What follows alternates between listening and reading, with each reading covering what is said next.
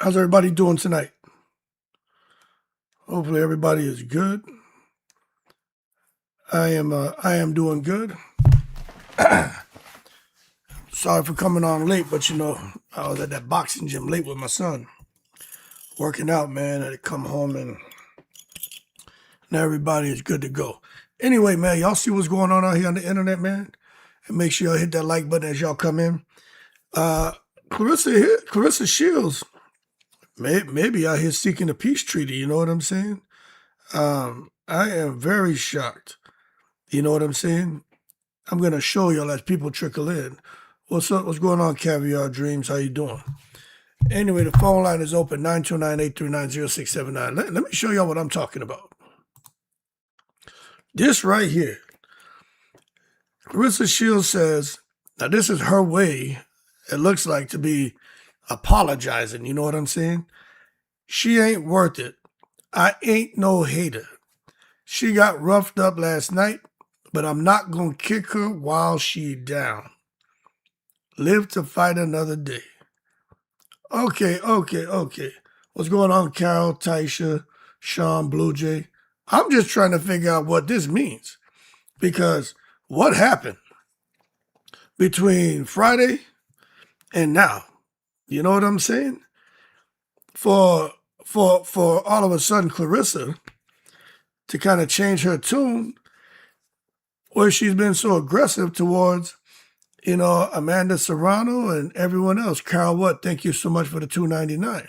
I'm just trying to get y'all opinion. So when I read this, it makes me feel like someone over there is talking to Big Goat, or maybe she's trying to turn over a new leaf, or maybe she realized, hey, if I want to get them fights with them MVP women, the last person I need to be attacking is Amanda Serrano. Amanda Serrano is the flagship fighter over there on MVP. She's the main, what's going on, Lisa? She's the main reason why MVP was able to kind of take off and dive into women's boxing. You can't come out here trying to pick on Amanda Serrano. You know what I'm saying? So Claressa has changed her tune now. And I'm like, damn, live to fight another day. I'm not going to kick her while she's down. But you already kicked her while she was down, and you stomped her out and everything else. So, when I look at this, it just tells me that there's something going on over there behind the scenes where I truly believe that people are talking and they recognize that the way we're doing business ain't working. And you know what? I think it's too late. I'm going to tell you, in my opinion, Hood Champion got love for everybody. But to me, nah, man. They're going to do what they want, MVP and Jake Paul. I wouldn't be surprised if they messed around and lifted that ban. But I think they should be careful. I'm just being honest with you. I think they should be careful lifting that ban and allowing Claressa to come over there and fight any of the women. I think they know better, you know what I'm saying, than to sit there, man, and, think that Claressa is being genuine. And I hate to be like that because I ain't a negative dude. But I'm just looking at the pattern here, you know what I'm saying? It's just tough for me to think that Claressa genuinely doesn't wish bad on Amanda Serrano. I mean, I for real, I think she truly got satisfaction out of seeing Serrano go through what she went through Friday. And it's a whole bunch of being toxic, jealous, insecure, and then competitive energy. You know what I mean? But I was just shocked to see that. Like, my thing is, what changed? You know what I mean? What's going on? Lisa said that, no, there's no coming back from slapping Lisa, and her apology will not be sincere. Yeah, well, that's what I'm saying. You go out there and you slap Alicia. You disrespect Amanda. You disrespect everybody. You know what I'm saying? And now you want to come out here and say, I don't want to kick no one while she's down. But you took an opportunity to kick her while she was down. So I don't understand why come out and put out a tweet like, I ain't no hater and I'm not going to kick her while she's down when you've already done that. You know what I mean? That's like I slap smoke out of you, then I come back and hug you and say, nah, man, I'm not going to slap you. I already slapped you. What are we talking about here? I already knocked your teeth out, but I'm going to come back and tell you, nah, I ain't going to knock your teeth out. You know what I mean? What is that? You late for school and I don't give you a ride. Then I drive by you late already. So I ain't gonna do you like that. I give you a ride to school. But when I needed a ride to get somewhere on time, you did me dirty. So it's crazy. It says money getting low over there. Win records, LOL. MVP is where the big dollar's at. Hey, look, I'm gonna tell you this right now. Amanda Serrano, she's a big deal to everybody, everywhere. And I think people are starting to realize that you can't be out here disrespecting Amanda Serrano. This ain't even an MVP thing that we wouldn't understand. Let me close this door.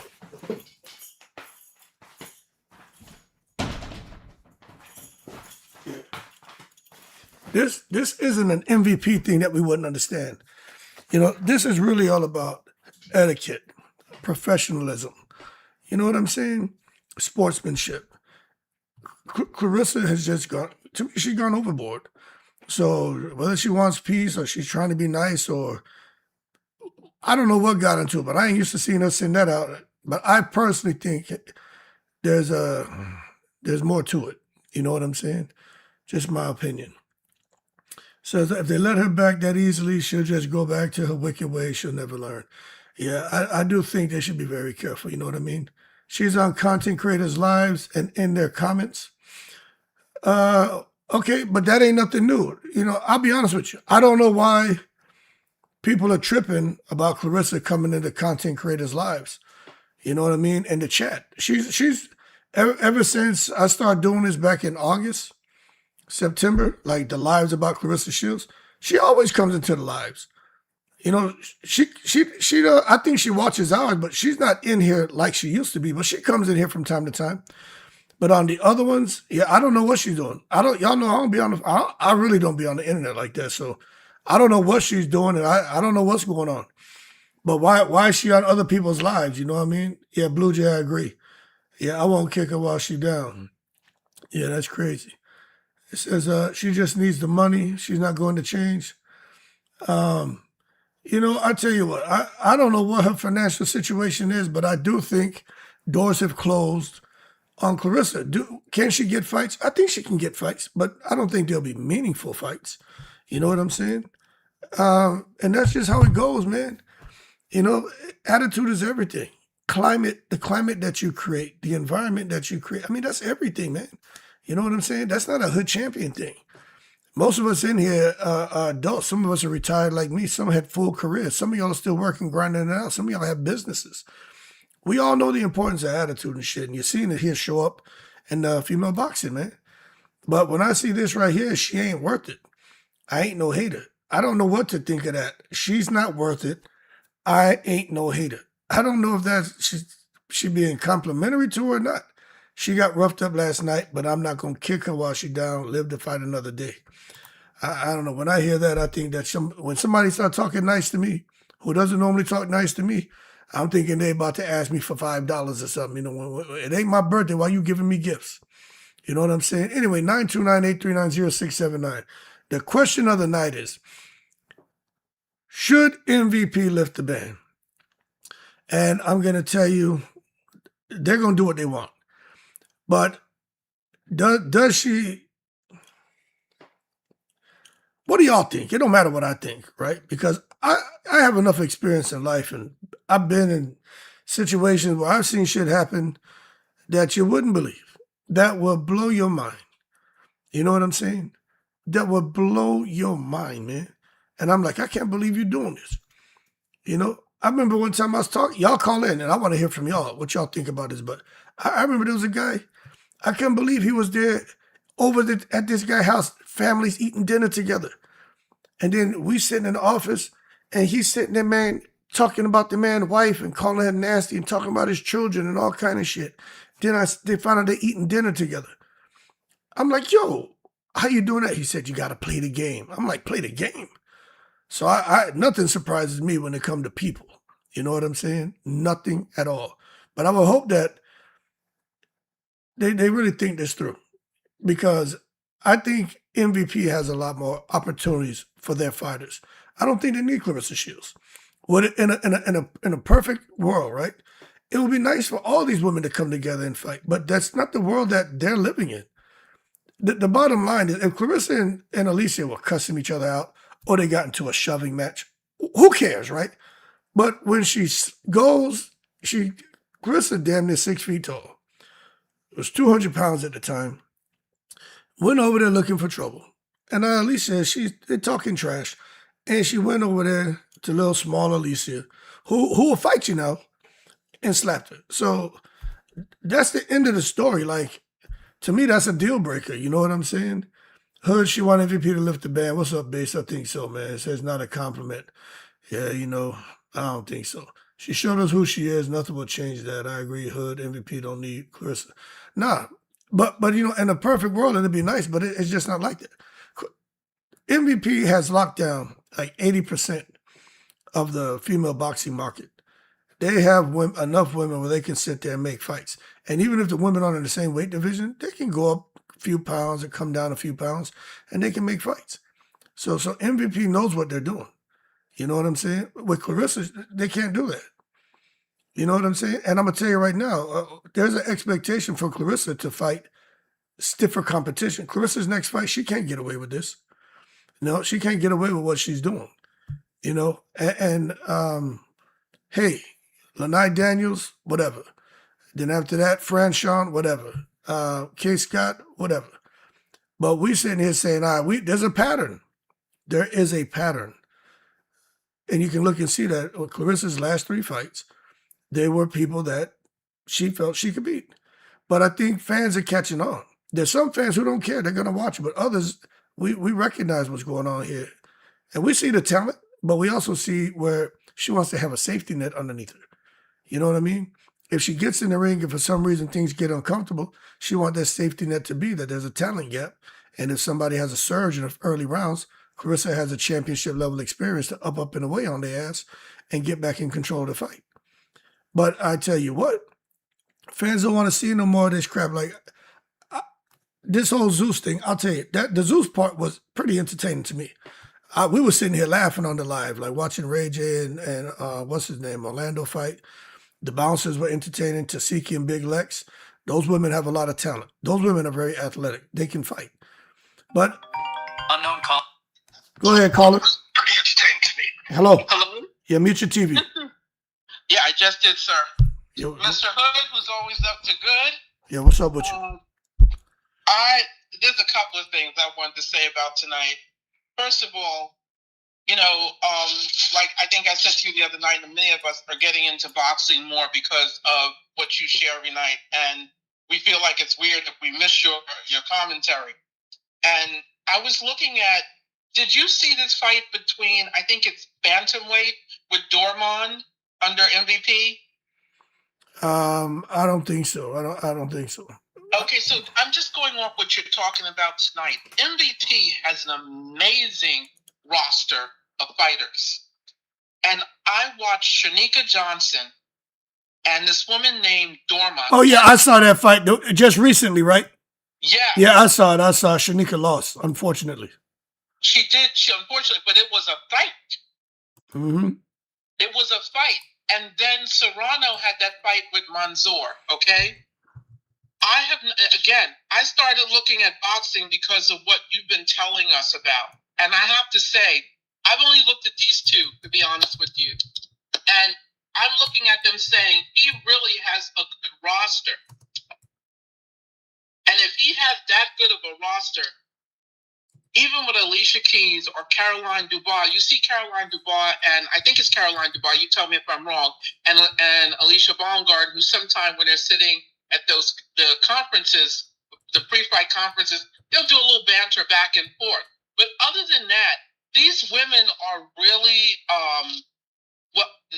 they're very respectful.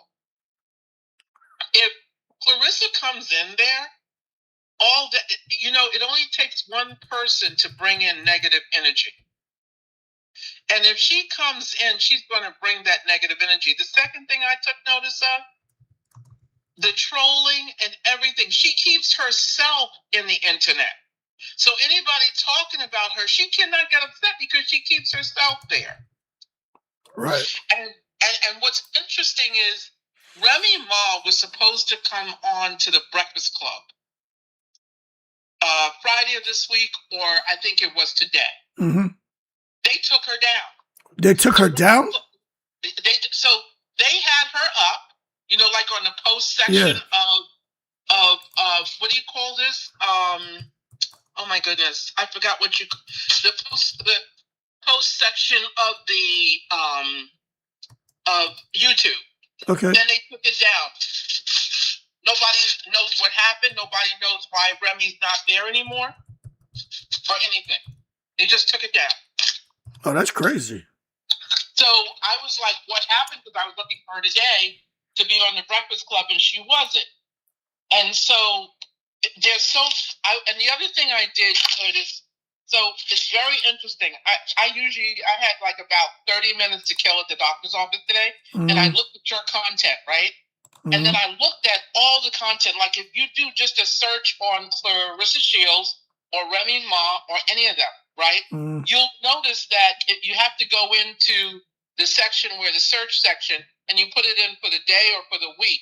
Every time you said something, Hood, or the people, you know, I'll call us the Hoodsters. Right. The Hoodsters say anything, right? Yeah. The next day, literally, it's trolling all about Claressa in the same thing. There is marketing going on and virality, you know, viral stuff going on because of you, Boxing Ego, I think he is. Yeah. Or boxing something. All right, I'm tracking with you. And Fight Hype. And every time one of you says something, the trolling goes through the same thing. But what I do notice is you're never trolled. That's what I took a look at. You're not trolled. What they do is they look for the updated information from you. And then what they do is they look through the updated information or whatever you put up. And then I notice that their stuff matches your stuff. I don't know if I'm making sense. Yeah, I mean, I don't know, man. Everybody out here. No, I actually looked this up because marketing is my background. Okay. And so I looked this up and I'm like, that's wild. So everything we had been saying is true. They go and look at Hood, then they don't mock you or anything. They take you as like a legitimate source, and then they go and they take from there and they create their ideas or whatever they're doing. But then they drag people like the other ones who they don't like. But I think because you are older, because you're mature, I think that's why they do it they don't drag you, because they can't. So I just thought I would share that much with you. And then what you put up today about the glove, or yesterday, I read it today, it didn't sound like something officially coming from the people with the glove. It just didn't sound like it. It sounded like somebody in high school wrote it. So that sounded weird as well. And again, things are just really quiet in a strange way. And things keep being talked about with Claressa. And I do notice that Remy Ma is quite quiet. She's very quiet. Right. So that's all I want to say. I don't have much tonight, but I just wanted to let you know I did look at the algorithm, and I asked my friend who worked at Google, and she confirmed that they are literally looking at what you do. As soon as you put something out, they go to your algorithm. She's not allowed to look at their individual accounts. She just looked at the fact that the algorithm, whatever your algorithm is for that day, you're actually tracking it and whatever the people are saying in your chat. So I just thought I'd share that with you. Oh, well, I appreciate it, man. Yeah, you know, it is what it is. It's all good. I know there's a lot of smart people out here. I ain't the only one coming up with ideas. You guys come up with a whole lot of stuff and a lot of talking points. And I know that some people will take things and go, and it's all, I mean, it's the internet. So it's, I don't know, it's kind of cool though, you know, that people want to. It is kind of cool. And honestly speaking, Hood, I mean, you know, there's some people who should monetize and there's some people who shouldn't. I really think you should monetize, because if you're giving that kind of advice, you know, I was seeing a friend of mine on Instagram. You're giving this kind of advice, and it's that's what I find sometimes with the younger people, and I'm not talking about all younger people, but sometimes they will tell us that, you know, we're this, we're that, we're old school and everything, but they're listening and taking it and not allowing themselves to grow and experience for themselves. Right. And that's what I'm looking at what's happening with your channel. Everybody's taking from your channel, but they're not taking the time. You know, they take from it, but they don't listen. Okay. And that's the part that's really terrible. So Claressa is, you know, she's doing her, and I'm glad she's doing her, whatever she wants to do. But I don't think it's a good idea for her to go over to MVP, and I'm sorry, but the bottom line is, after watching those two fights, he has a good stable of people. I'm not knocking anybody, but she would have to go through a metamorphosis in the next 30 years for that to happen. And I'll leave it there. Bye. All right, bye. All right, man. Look, man, somebody just called. Hey, look, man, Big Vote out here.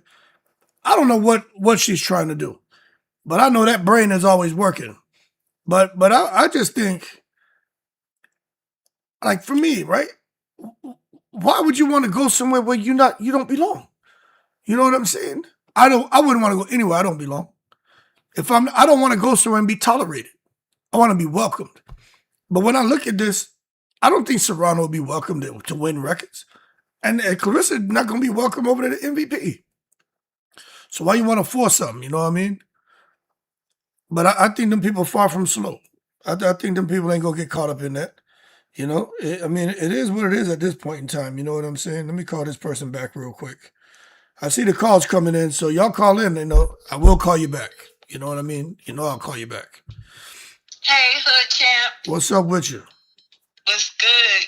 Chillin'. So, I was calling for two things. When you were saying, should they lift the ban at MVP for Claressa? Yeah. I don't think so. And a lot of people don't think so. Once again, I feel like, you know, she's clout chasing. She's looking for her next fight. She wants, you know, to be over there where the winners are, you know, where it's big and popular. That's what I think. I think she's plotting, and she's just trying to, like, hang around Serrano so that she has some type of, like, oh, I'm extending an olive leaf or branch or whatever. You know, it's calculated. And the second thing, don't she remind you of that boxer on Harlem Nights that portrayed Jack Johnson, and he was stuttering, and he was like, I'm knocking somebody to... I know who you're talking about. The character. That's how she talks. That's what she reminds me of. And I always wondered, like, how come nobody never really made that correlation? You know, I think he played Jack Johnson. Was he portraying Jack Johnson? I know who you're talking about. I know who you're talking about. Yeah. And I noticed the other night, the gentleman that you was speaking with that everybody roasted, he's a boxer and a big fan of Claressa. He stutters too. Like, is that a thing? I don't know, man. You know, some people have speech impediments. You know what I mean? I don't know. But, I mean, I understand about the speech impediment. You know, I'm not, you know, coming for people that have that issue. But it seems like a lot of her fans have that issue. That's why I'm like, is that a thing? Is that a Claressa virus? Yeah, I don't know, man. I don't know. I ain't even noticed all the stuttering from people. You know, I don't even notice it, but that's crazy. Yeah, a lot of her fans, I've noticed. Some people calling in, and some people doing their little lives and 1-2 steps on TikTok. You know, they do that delayed speech thing, and I don't know if it's a tribal thing. And once again, I am not talking down on people who have speech impediments at all. But it's just, you know, it's a pattern I'm noticing. You know, like she's... Yeah, I don't know, man. But we'll see. I know sometimes when people get nervous and uncomfortable, they'll stutter. I mean, I'll be here talking sometimes, and sometimes I'll have so many different thoughts going on, and I may stutter a bit, but that don't mean I'm Sesame Street and shit. But you know, I don't know. But let me take some more calls, man. I appreciate you calling in. Okay, take care. Okay, you too. All right, bye. All right, man. Look, man. Obviously, some people out here they ain't feeling the whole idea of Let me call this one back. And I am calling y'all back as I go down the list. You know what I'm saying? But this thing about going over there, you got to change your attitude. But I just think too much damage has been done, man. That's just my opinion.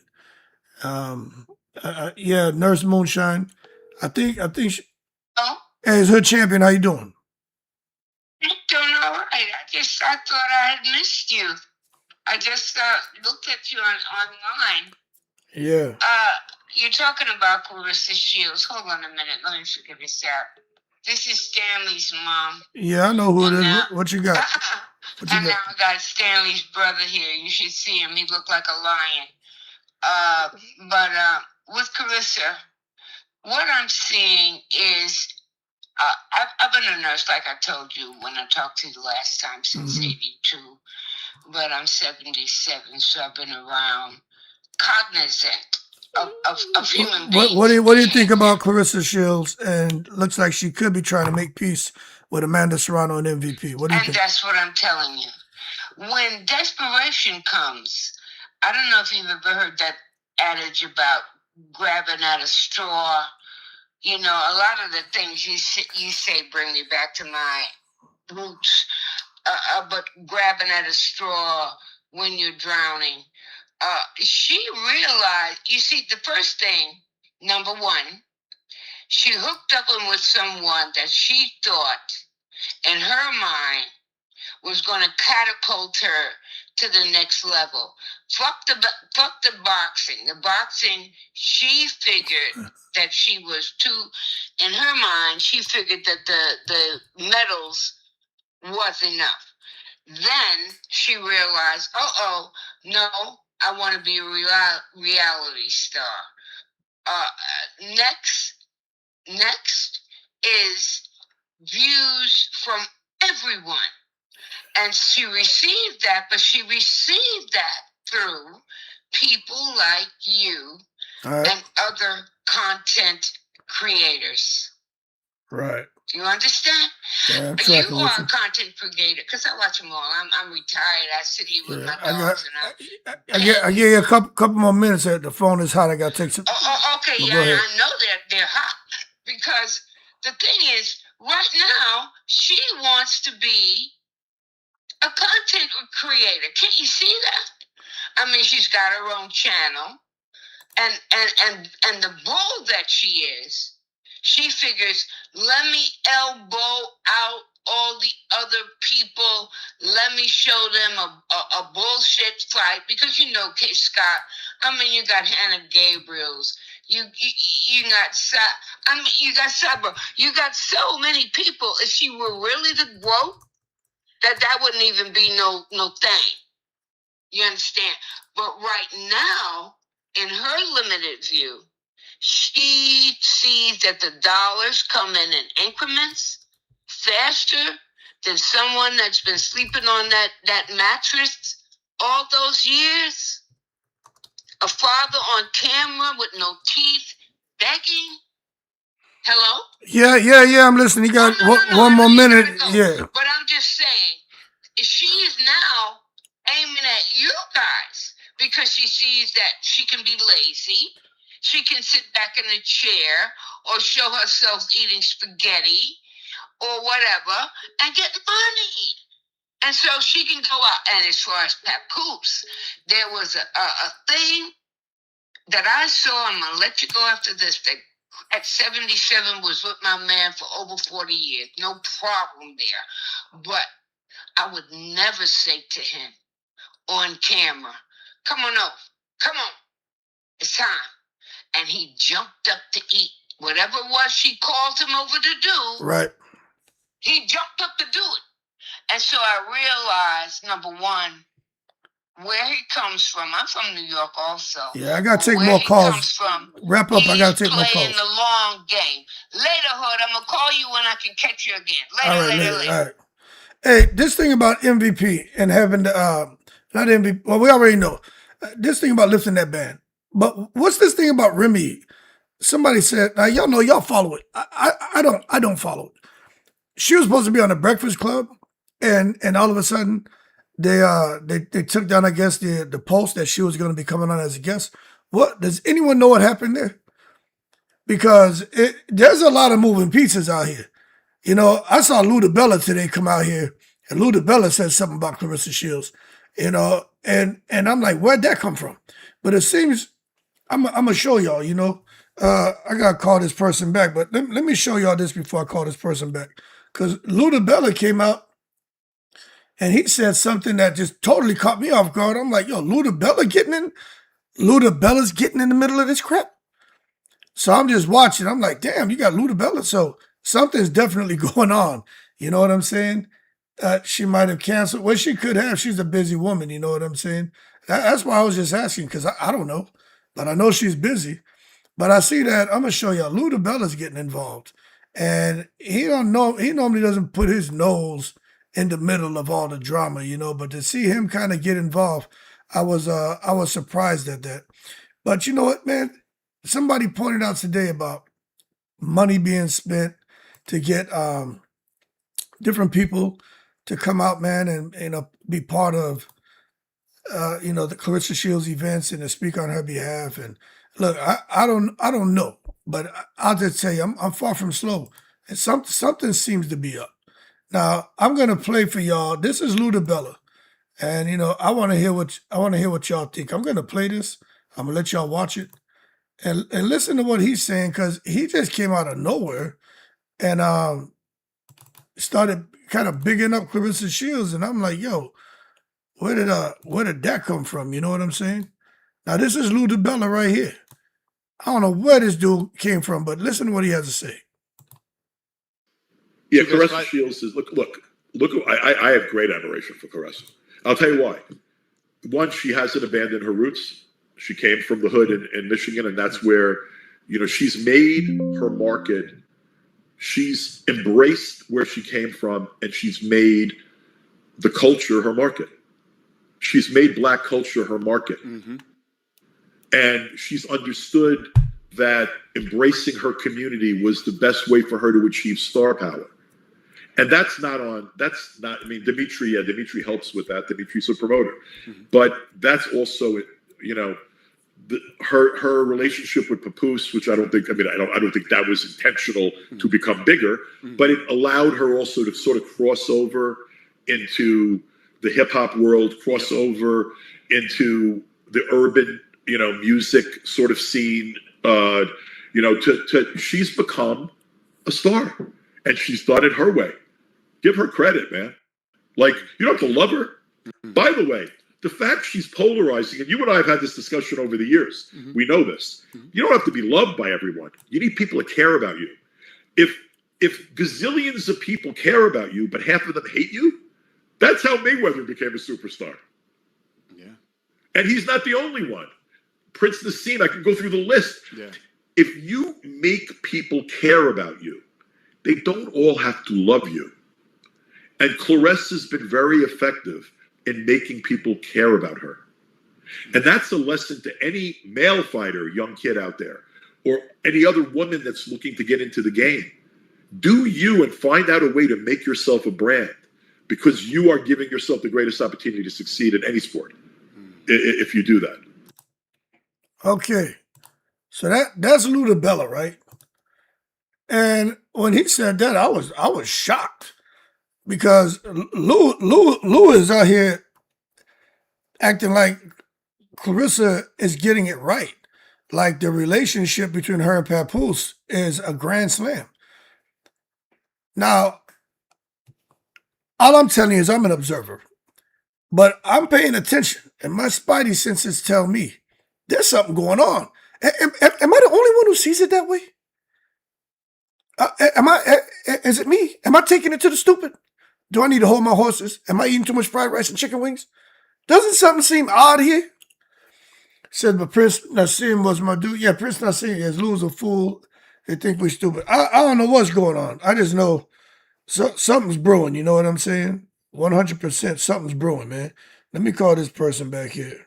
I gotta call the people back, man. I'm gonna call them back. Let me call this one here back. Yeah, but I'm just telling you, when I saw that, he made it seem like she's the blueprint on how to be successful. like she's the next Mayweather. I'm like, yo, Lou DiBella? So you just look, there's different people popping up and people speaking on things. And it's just very interesting to me. So I'm just observing. I want to see what direction all this goes. That's what I'm doing. I want to see what direction it all goes. All right, boom. I try to call that person back. Done. Going on to the next one. Andre, you know, I can't call you back. You over there. But okay. Anyway, 929-839-0679. Now, what you heard, yeah. But somebody was saying, Hood, your antenna working right. Something's fishy. Yeah, I'm just saying. I'm all of a sudden, you just have this rush of different people from different walks of life, but they're well known, coming out here speaking on behalf of Big Boat. I just think it's odd. Go ahead. Okay, you know something? I just called before my other number, but I just had to say this. You want to know what's going on? Lou DiBella actually gave us the answer when he spoke.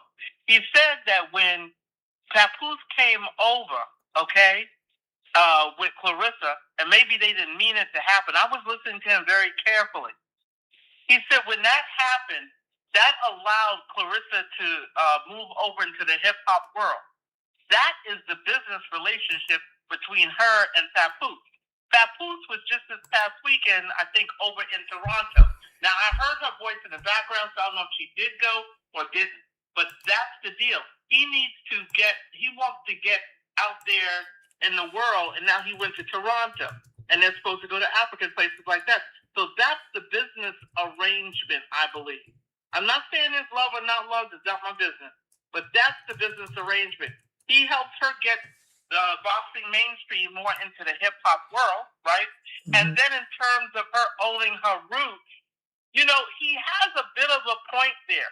If she wasn't knocking people and downing people, she actually could bring people from the hood into an opportunity to box. But that's not what's going on. She's doing too much lying and talking about people. But he actually divulged without it being said that business relationship. Papoose wants to move up in the hip-hop world, and she wants to move up in the hip-hop world from the boxing. And the thing is, her addiction is to fighting and boxing. So if Lou DiBella is talking like this, that's going to make Jake Paul think, wait a minute, am I making a mistake here? But the problem is here. Once she gets up over there, she's going to want to be the main one. And that's what's going to destroy the relatedness and the chain linking everybody together. Because Jake Paul has some real people over there. And I think Tam Chabot, who said she would go for it, and also Michaela Mayer, who said they would both go for it. They said if Jake says okay, that's what is telling me that the door may open. Because they both said, hey, I'm down for it, let's do it. And I wondered, were they set up to say that they would go for it? So it could be like, oh, well, you know, my fighters want to do it, so then I'll go for it. We get Lou DiBella over in here. Well, Lou is a well-respected boxing promoter like Al Heyman used to be in this area, and Don King. So these people are well-respected, old school. We get them talking. That puts pressure on Jake Paul. Right. That's all I got. Didn't you say a little birdie kind of flew over there and told you that Jake Paul may lift the ban? Yes, I did. I think I did say that. Yeah, I did the other day. That's what I heard. And you asked about Remy. Remy was definitely on that post. That's what I just told you before. Mm-hmm. She was definitely on a post because I saw it from another content creator online on YouTube, and it was interesting because she was the only one that had it. So I went over to the Breakfast Club, and I don't think anybody even noticed it. And I went over to the post side of their YouTube, and I said, wow, it's right there. They said, look forward, Remy's coming. So I'm like, Friday it was still there, and then by Saturday morning it was gone. Yeah, and the Breakfast Club is down with Papoose and Claressa Shields. Right. Now here's the other interesting thing. Remy came on her own. I think Remy came on somewhere on her own network or something, because she has the Remy network. Right. And everybody's doing this thing about Netflix. It's like this new trending thing where you act like you're going to do a Netflix documentary, but you leave your seat empty, or you say something like you're about to do. Everybody's just doing it. But she did something where she says, "Oh yeah, it's like a spoof kind of thing. I'm getting ready to do a tell-all. Now, how much should I tell?" And that's what she did recently. So that was out. That's something she did personal. So something is about to come down the pipe. So that's what I know. Okay. Well, thank you. I appreciate you calling back. All right, bye. All right, bye. Well, I tell you what, it looks like now the person who called in just now, right? She's in the industry, so she's not someone who makes stuff up. I know who she is, but I can't come and get into all that. So first of all, when it comes to Remy, look, y'all follow it more than me, but do y'all think that maybe they're trying to blackball Remy? And do y'all think that Floyd Mayweather gave the best advice about being a villain? Do you think that Claressa should continue with the villain role, or is it time for Claressa to clean it up? You know what I mean? Now, they talk about her brand.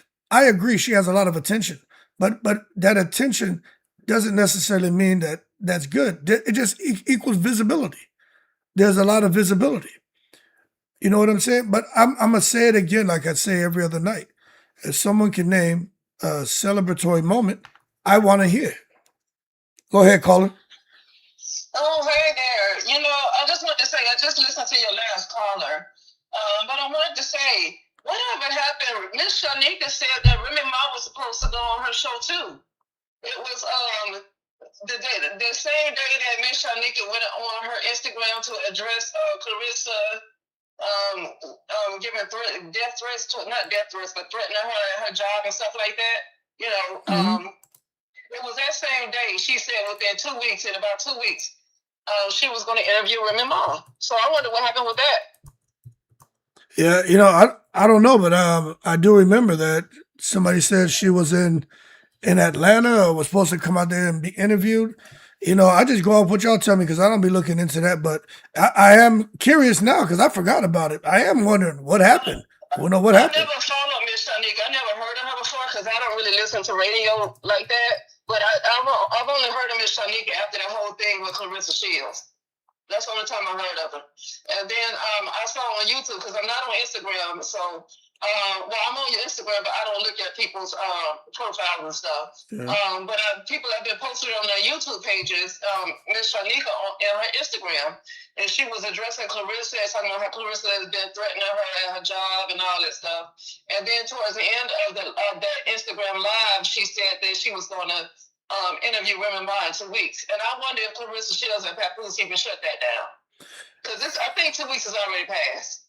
Yeah, fortnight's passed. I have no idea. But you bringing it up, it's kind of jolted my memory now. And I'm like, oh yeah, that was supposed to happen. So all I know is I'm sitting back and I'm just observing and I'm seeing shifts. And I'm like, something's going on. Like you could tell there's something going on. You know what I'm saying? Yeah. You can feel the rumblings. Like I don't know what the hell is going on. Or I'm starting to see what that last lady was saying because Claressa, it ain't much happening with Claressa in boxing. It's just not much happening. And Claressa's not going to be a hip hop artist, not from what I hear. I'm going to tell you something. I know people say that she's terrible as a rapper or whatever, but I've heard some terrible people lately. I've stopped listening to the radio since 2014. Like, I've heard some really bad people. You know what I mean? So I think if Claressa don't make it, it's just because I don't think she's any worse than what I've been hearing, in the last 10 years. So for whatever reason she don't make it, it's just because she's just not going to make it. So I see what this lady is saying. It's for Papoose, seem like. Oh, the music thing? You think it's for Papoose? I think it's more for Papoose because nothing's happening with Claressa's boxing. Nothing's happening. Well, look, I don't. Oh, go ahead. Sorry. No, I don't know what's going on. I'm just being honest with you. I have no idea. I'm just watching, and I'm like, what the hell is going on here? You know what I'm saying? I'm starting to see what she's saying, and I feel like when it comes to Claressa's boxing, She's going downhill, and honestly, I know that Clarissa's on a decline. And she's been boxing since she was 11, so that'll be 20 years for her. But at the same time, the way she wants to trash Amanda Serrano is about to have her 55th fight. 55th fight. Claressa has had under 20 fights. Okay, so my point is that she still got some left in her. Amanda's almost 40. Clarissa's 31. And I don't see where her boxing career is. It seems like after K. Scott, I don't even give her credit for that fight. Only because it was too much it was too much funny stuff around that fight for me to even want to give her credit for the fight. I think she did good, but look who she was fighting. Like you can't have a 12th grader fight a first grader and talk about, ooh, she did the business. Well, she's a 12th grader fighting the first grader. Okay? Right. And I'm not saying that she's not a good fighter, but Amanda Serrano has had the competition to somewhat match her talent. Claressa has not had the competition. Her last few fights was Salida Promotions, and I feel like she purposely dodged Shadesha Green. Oh yeah, she ducked it. She ducked Shadesha Green. Yeah, she avoided that fight. I believe what it is that because honestly, if her and Shadesha were to fight, if that fight would have happened, I would have probably still leaned more towards Claressa than Shadesha, even though Shadesha would give her a hard time. Shadesha would have given her a really, really hard time, and it probably would have been a split decision if Claressa wins. But my thing is that I feel like Claressa likes to be in control. And with Salida Promotions, she can control everything. I feel like Fran Cruz came forward and told the truth about Salida Promotions. And then you have this thing with K. Scott. And I feel like with Salida Promotions, Claressa is just in control. And if she would have fought Shadesha Green, she wouldn't have been in control like she wanted to be. I'll tell you this, she could have fought Shadesha Green, man. Shadesha came on and she broke all that down. Instead of her fighting Franchon that second time, Shadesha was available. Claressa just chose to go the Franchon route, and they wanted Shadesha to not fight until like the summer. I mean, Shadesha would have been out the ring damn near a year. So they wanted Shadesha to be inactive, and then they would have fought her. And Shadesha like, yo, I gotta make a living and feed my family. Like, I can't sit out the ring a year. And so she could have fought her instead of Franchon. Claressa and her team chose not to. And that's the truth. Like, that's not rumors. That's the truth. That's what I'm saying. I don't think Shadesha Green is not the one that didn't want to fight Claressa. I feel like Claressa wanted more control. Well, I mean, I feel like with Shadesha, she would not have been in control. I feel like it was Claressa on Claressa's side. She wanted more control. Well, I'll tell you what. Claressa and her team, Clarissa's a big fish in a small pond. So Claressa, she can dictate things. But the problem is when you go over to the MVP, she can't do that. You know what I'm saying? Yeah, she's not going to be able to pull off no 80-20 split. And with Shadesha, you know, that ain't going to happen. So they're doing what she can do to make all the money. She wants to say so. When I saw that press conference, the press conference, the press conference, the weigh-in and the post-press conference, I just saw that she was just taking charge like she was the boss. And I feel like that's what she wants to be, the boss. And she couldn't do that with Shadesha. Shadesha was with the MVP. She couldn't do that with her. Yeah, it definitely wouldn't have been a Demetrius Salida win records type event. And that I think is what would have created a lot of tension, and the fight would have fallen apart. You know what I'm saying? They want to run the show, and you see win records and they're there. And look, that's just their style. These black shades and black hats and black. I mean, that ain't professional, man. You know what I'm saying? And I just think that you're mixing oil and water. MVP and what they have going on, and then over there with win records and Salida. Everybody's still trying to figure out what is this win records Demetrius Salida relationship? How is all this working with and Claressa benefiting and the people they're signing? The people still don't really. They really don't understand what they're doing. Like, they don't understand. It's not working in Claressa's favor as a boxer. Claressa seems like she's more interested in hip hop. It's not working in Claressa's favor as a boxer because she don't even seem like she wants to box anymore. She seems like she's more interested in hip hop, and she just took the fight with K. Scott because she needs to take a fight. Well, and she has more control with Salida and the fighters as Salida. Yeah, but I'll say this: you know, if she ain't interested in boxing, She's to cut 40 plus pounds is I would like to know what was the motivation to do that, because I'm just having I have a tough time understanding somebody who doesn't really want to box anymore getting in there and losing 40 damn pounds. So Well, that's a good point. I wonder who she's going to fight next. the thing is this: Claressa Shields can get down to one. She can. I just thought about it. She got the knockout. She can get down to 147. She can get down to one. She's at 160. She has 13 pounds to lose. She can lose 13 pounds. You're looking at her, and I'm not trying to be mean. I'm just saying the fat's there. You know what I'm saying? And that's not to attack her. I'm not doing that. I'm just saying you can see there's still more weight to lose. She doesn't look in shape. She still got some fat on her. Yeah, she doesn't have a. She's naturally small. Even though she's 5'8", to me, she looks like she can be naturally small. Yeah, Claressa. She's small trained. Claressa doesn't have a streamlined physique. So I still think there's 13 more pounds that she can lose. Now, does she have the discipline to do it?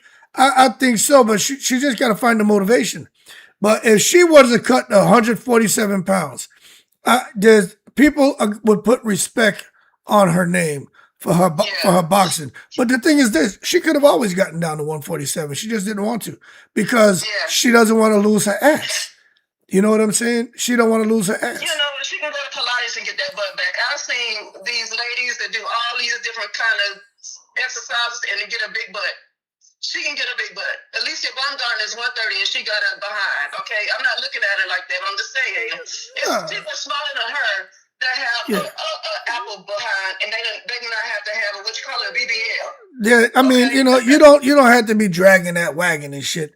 But I do feel Claressa could cut another 13 pounds, and then things get interesting. You know what I'm saying?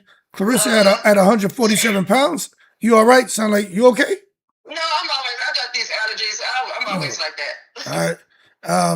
But Claressa at 147 pounds, I think if she cut to 147, I think MVP would lift that band. I'll tell you that. Yeah. I think they would lift that band. And even I would be like, you know what? I don't know about lifting that band. She did hit Alicia, but boy, oh boy. And Claressa said, I'm cutting down to 147, Alicia. How about that? I was over 200 pounds. Now I'm down to 147. I want to fight you. That right there will get people talking. I'll tell you that right now. You remember that short with Nikisa and Alicia, and he said it has to make sense. He said, I remember. 190, right? Yeah. Now, when did they do that short? Was that short after the slap? Because Nikisa said Claressa is walking around 190. Of course, this is before she lost weight. He said Claressa is walking around 190, and Alicia is like 135. He said, I believe that was before the slap. I think that was before the slap. Yeah, but when did they do that short? When was that short? Was that after the slap? No. Alicia was standing right next to him when he was saying it. Yeah, I think it was before the slap. After the slap, they won't go come out there and talk. If it was after the slap and they still entertaining, No, but the bottom line is the money talks. You know what I'm saying? And Alicia fighting Claressa Shields at 147 pounds. That would be interesting, man. But let me take some more calls. What else? You got anything before we jump off of here? No, that's it. I just want that's all. I don't have anything else. All right. You have a good night. All right. Bye. All right, you too. Yep. Bye-bye. Anyway, man, here we go. 929-839-0679. If Claressa got down to 147, do you think at 147? See, I'll tell you this. A lot of people feel like, no, don't lift the band, period. But we want good fights in women's boxing. The men, they're popping. This weekend, there's boxing everywhere. Men's boxing is all over the place this weekend. Even the ladies are fighting this weekend. Caroline DeBar is fighting. Moses Atama. Is it Moses Atama fighting this weekend against Hergovic? There's all kind of boxing going on this weekend. This weekend is crazy with boxing. But we want good fights, right? Although Big Whoa, Lord have mercy. She a lot to deal with. You know what I'm saying? Man, please, her champion. There you go. You just had to come out here and say something. Claressa, you know you a handful, goddamn. You know your ass a handful. But if she got down to 147, I really think we should start really entertaining Claressa Shields and Alicia Baumgartner. You know, like to me that fight is a big that fight makes sense if she can get down. But some people are still going to say, no, don't give her the opportunity. But to me, if you're going to lift that gate, make her get down to 147. I'm telling you she could do it. You know what I mean? Get herself a nutritionist, get herself a dietitian, the right strength and conditioning coach, get the hell off social media, go up in the mountains and train, live the life. Go up to Big Bear, live the life of a fighter, which I'm not saying she does, but you can really turn shit up. Go up there and train, get down to 147 and make the fight. Let me tell you something, man. Alicia and Claressa Shields is a dream fight. Because who would have ever thought that a fight like that could happen? But Claressa, I'm telling you, she's within the window. 13 pounds ain't nothing. It ain't nothing. Go ahead and lose that 13 pounds. If Claressa really wants to make a statement, call out Alicia and say, how about this? I'll get down to 147. Now what's up? See, if she start popping the shit like that, everybody's going to take notice. But Alicia still may not do it. But I know Alicia walks around close. She may walk around a little bit over 147. She may walk around about 150. You know what I'm saying? Between 144 and 150.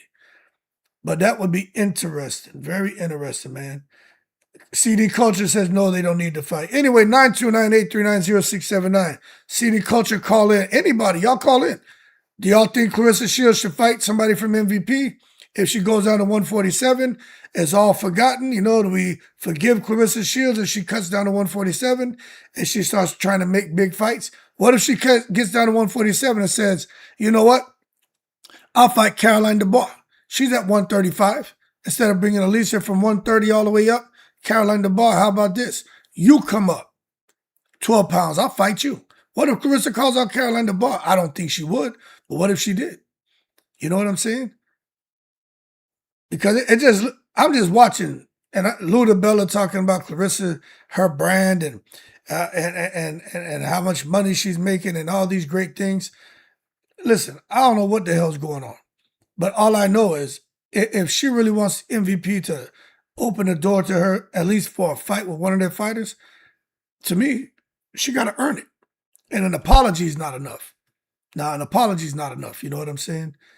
Her mouth will mess that up. Yeah, I think so. I think so, man. Let's see if she can fight 3-minute rounds. But that's a good point. Imagine if Claressa says, Alicia, I'll fight you at 147. And Alicia says, all right, cool. 3-minute rounds. 12 3-minute rounds. I'm telling you right now, Claressa ain't fighting no 3-minute rounds. She ain't fighting no 3-minute rounds. You know what I'm saying?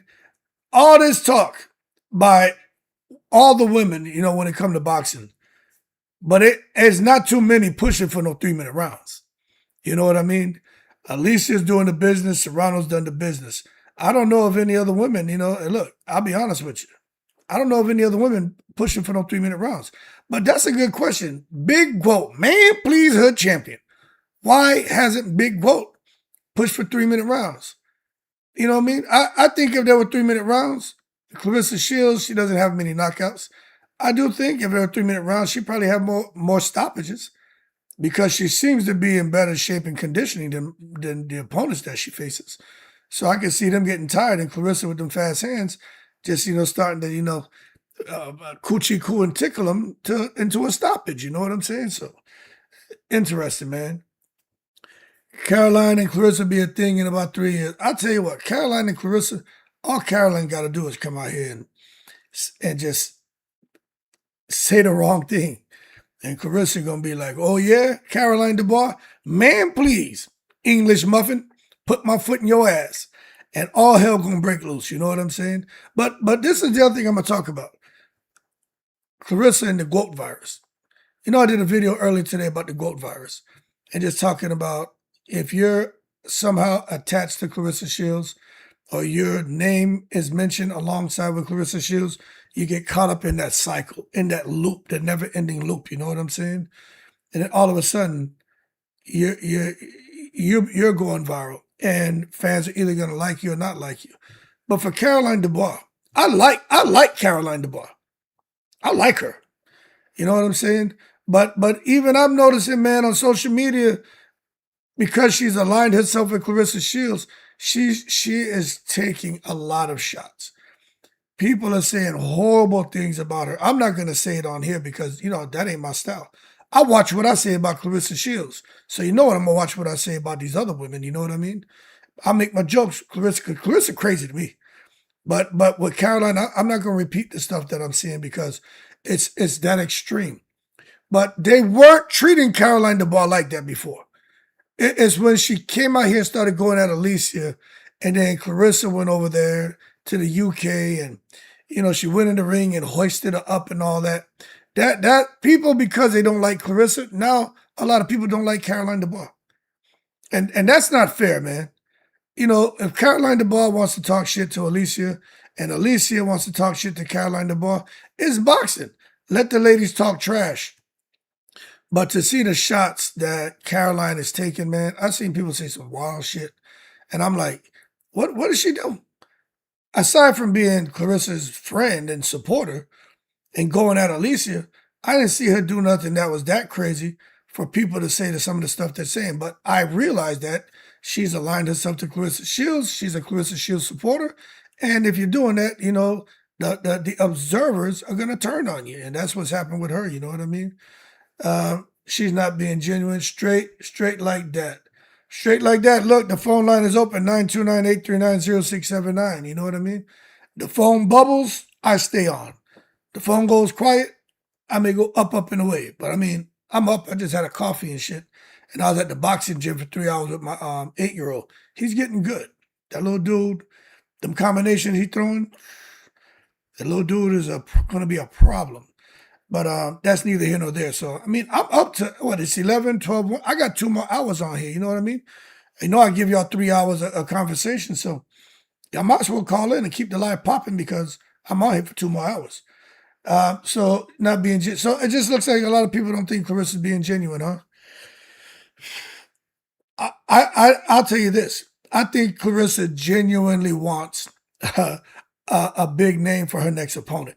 I'll say that. But as far as the attitude and everything, there's a pattern, man. If Claressa was showing that just there was a one-off with an outburst, no harm, no foul. But every day is drama. I was looking online on Twitter today when I was after I finished training in the boxing gym. My son was still working out, and I was just looking at Twitter, and Claressa just on there putting post after post, stirring the pot. And I'm recognizing, so she hustling. But does anyone think that Papoose, his rap career is about to take off? Because I didn't know if he was doing shows or not. But that show in Canada, does anyone know if they singled him out, or was it Busta Rhymes and a bunch of other people performing, and they just kind of brought him along and did him a solid? Because I wasn't sure if he was the headliner or not, because I don't be looking at that shit, but again, I'm trying to see where the benefit is. Like, they got all this visibility on them, but what are they doing with the visibility? You know what I'm saying? That's my question. Real Griot. Okay, I'm sorry if I'm mispronouncing that. MVP should sign Hannah and tell Claressa they'll lift the ban on the condition that Claressa fights her. Yeah, that's what we said last week. We said the same thing last week. Real, same shit. That's what I said. So I guess great minds think alike. You know what I'm saying? Hannah Gabriels. I'll tell you this. I'm going to make a prediction. Somebody going to sign Hannah Gabriels. Y'all want to bet $24.99 for a buffet at the Bamboo Garden? All you can eat Chinese food? I'll bet $24.99. Somebody going to sign Hannah Gabriels. Now, I'm not saying that means the Claressa Shields fight's going to get made. I think somebody going to go out there and say, you know what? Let's roll the dice on this chick. I think so. Go ahead. Yo. What happened to my homegirl? She was just on there. She jumped over. Let me call her back. Maybe she accidentally dialed the phone.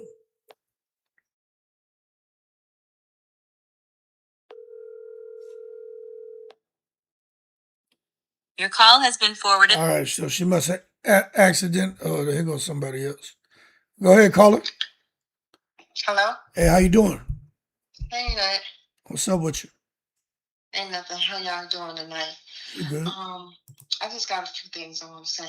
I think that little concert in Canada had something to do with Khadijah.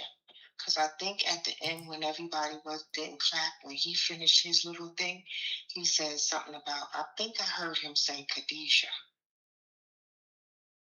coming out.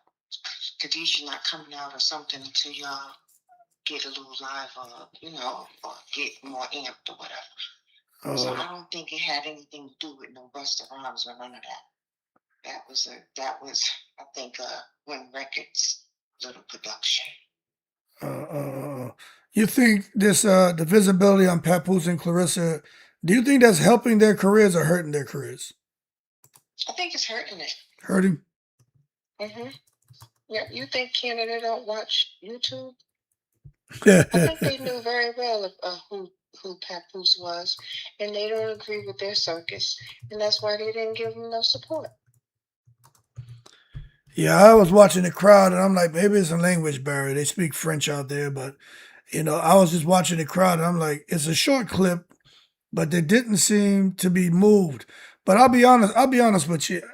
They wasn't even bopping to the beat. Yeah, that is hit or miss when it's like being a public speaker, right? I've done a lot of public speaking. I'm sure a lot of you all have. You go out there, if you can't get that crowd to engage with you, that's a lonely place to be up on a podium talking, in front of a podium talking, and the crowd ain't feeling you. So when I was watching him rap, to me, that's almost like being up there giving a speech, or a presentation, and you have no crowd engagement. And I'm like, that's got to be a horrible feeling. But maybe like you're saying, they're looking like this guy. This is the guy who's out here with this woman, and this is all the drama, and this is the guy who's with her and stood there and watched her slap this other woman. Like, you just don't know what goes on. You know what I'm saying? What's going on in people's minds. But I was just curious, if anyone felt the visibility on them, if they're benefiting, because I don't know if they're benefiting. You know what I mean? Like, I'm not seeing it, but if they are, somebody need to tell me that they are and be specific. How are they benefiting? Tell me about the wins, because I don't know about them. Yeah, I don't see any either. And as far as that Lou man, he said a whole lot of words to just say that Claressa Shields is ghetto and she's making it work for herself. That is basically what he said, talking about the urban. When somebody start describing you as the urban audience, they're talking about y'all N-words. You know what I'm saying? Yeah, basically. That's all he was doing. He didn't really give her no compliments and trying to. I don't think that had anything to do with like getting to Jake Paul, asking Jake, not asking him, but like, I'm saying something nice about her, lift the band. No, he was saying that she's ghetto and she's making it work for her. And when she got with Papoose, that took her into the hip hop baddie, all of that, which is more hood stuff. Yes. Nigga stuff. Yeah. You said the N-word stuff. Yeah, no, I'm tracking with you. That's what he was calling her, was ghetto. Mm-hmm. Because that's exactly what it is. But this is the thing. I know Floyd Mayweather, and if y'all can hit that like button, I'd appreciate it. You got Floyd Mayweather. You got Bob Arum said he didn't understand the urban crowd. So when Floyd got away from Bob Arum, Floyd blew up. Oscar De La Hoya, Bob kind of understood Oscar, but when Oscar De La Hoya got away from him, he blew up because he had the Mexican audience, So when it comes to Claressa Shields, the thing is, Floyd had everybody watching him, but she's definitely figured out that I'm going to target underprivileged Black people, the reason I'm saying that is because she said, I'm from the ghetto, I'm from here. A lot of us come from humble beginnings. You know what I'm saying? But it's almost like when I used to sell sneakers. I used to sell sneakers and shit out the back of my truck back in the day. I used to have all of them, anything you could think of. I had it all. And I used to go down into the hood and I'd be selling my stuff. You know why? Because I knew if I went down there that these people would get their money, they would go to the check cashing spot, pay a fee to cash their check, come back with their money. Instead of paying bills, they would get some fresh kicks. And I had outfits, and they're hustling. You know, and that's just how I see it. Right, but they walking a thin line though. They're walking a thin line because they're being received. I think they're being disliked more so than being received. Yeah, I agree. I agree. I think so. I think so. What do you think they can do? What do you think they can do, man? Because it seems like some people, but it seems like I don't know what's going on if they're paying people or not, but there's a lot of people coming out that seem to be speaking up on their behalf. They got people out here with these pages and coming in and saying stuff in people's comments and coming out speaking about them. But I'm looking at who's doing the talking as well. You know, it ain't like Barack Obama has come out and said, hey, you know, yes, we can to Claressa Shields and Papoose. I mean, if Barack says something, then maybe we'll pay attention. Even Oprah, and there's certain people that ain't touching it, and they're not gonna touch it. They're not gonna touch it. So those who are, you just got to look at who's coming out speaking on their behalf. You know what I mean? Yeah, and as far as Monique, like she made it public that her husband was in a I won't say what is it. They had an open relationship. They had an open relationship. So I mean, and like my thing is, I don't even dislike her because of that. Like she is just too loud and upfront and just out on the front line about nothing. Like everything it makes no sense. All of the stuff that she be doing, trying to prove to the world that this man picked her. That's what my problem is. Have your relationship, but have a private relationship. You know what I mean? You can step out, you can pop out with your man, do what you do. But like it's just too performative, if you would. You know what I mean? And she turned the whole internet against her just to prove that he picked her over Remy. But we all know that he had no other choice but to come be with you. Oh, You know, yeah, so yeah. that's just where I'm at with it. That's what I wanted to say about Lou. He said a whole bunch of words just to say that Claressa Shields is just ghetto and she's making it work for her. Yeah. Do you think that's smart what she's doing? If she can come out here and make some money and get people to come out and support her, or you think like that short term success isn't what she wants because long term people aren't going to respect what she's doing? What do you think? Yeah, I don't think that in the long term people are not going to respect what she's doing. And yeah, they're hustling. Yeah, she's hustling, and she thinks that she's the algorithm, and she's trying to get everybody's page shut down. She got one girl demonetized. Am I saying that right? Yeah. For 90 days. I said, well, you've got followers. Go to her page and shut her page down. But why she shut her page down though? Because the girl be up there talking that stuff. And she comes with receipts. They send her cash apps for her to go and get, like order paper, papers, forms, or whatever that she's trying to. Oh, this is the one that was behind the ban on Claressa Shields. Mm-hmm. Oh, the one who was okay, yeah. Oh no, not her. It was another girl. Another one? I don't know if her page got shut down, but it was another girl. But they had said that that's what she's trying to do to all the content creators. She don't want them to make money off of her name, talking about her. So she and her little followers are going after their pages and getting their pages. If it's not shut down, she gets them demonetized for a certain amount of time. But the thing is, right, I know people say Claressa, she's taking down pages, she's demonetizing people, but she can't do it unless guidelines are being violated. Yeah. You know what I'm saying? But so look at her page. Her page, she violates a lot of guidelines too. She threatening people, telling people she gonna come to their city and kick their butt and all this stuff. They can just get her demonetized too. I mean, yeah. I mean, they would have to, come together, a community effort, and that's their goal and target the page. But my thing is, when I hear all this, I'm like, why can't everybody just get money? But I understand people don't want to be attacked. People like to be spoke to nicely. You know what I'm saying? But I don't think people have thick enough skin. I'm used to being. Well, it doesn't matter. I don't like to talk about me, but man, I got thick skin, man. A lot of shit don't bother me. I'm used to being in very uncomfortable situations, and sometimes people ain't gonna talk nice to you. And I'm used to being in a position where I'm not gonna talk nice to you because we need something to get done and get done now. And if I say it the first time you ain't move, trust me, you're not gonna like it. I'm probably gonna make you cry. So a lot of these people out here, they don't know what it's like to deal with that. And Clarissa's someone you could.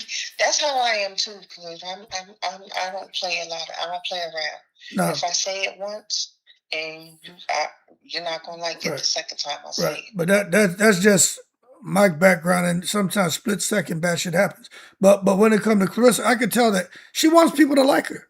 She wants people to say nice things about her. And look, I get it. Who doesn't like people to come out here and say, "Oh, you the greatest. Oh, you this. Oh, you so that. You so this." But what are you putting out there in the world, man? You know what I'm saying? Because if you put it out, some of it'll come back. You know what I mean? Right. She's out here every day, and we all now everyone knows. You almost can't take her serious because we know she's just out here hustling to get clicks and views. So at the end of the month, all of those social media platforms should get a nice little handsome check at the end of the month. You know, we understand that now, but you're still out here, and most people don't want to hear that shit. They just don't like it. They don't care. They don't like it. Look at that fake ass congratulations or what apology she did to Amanda. She that's sideline. I call that sideline hate. That's what she's still hating on her. I'm not no hater.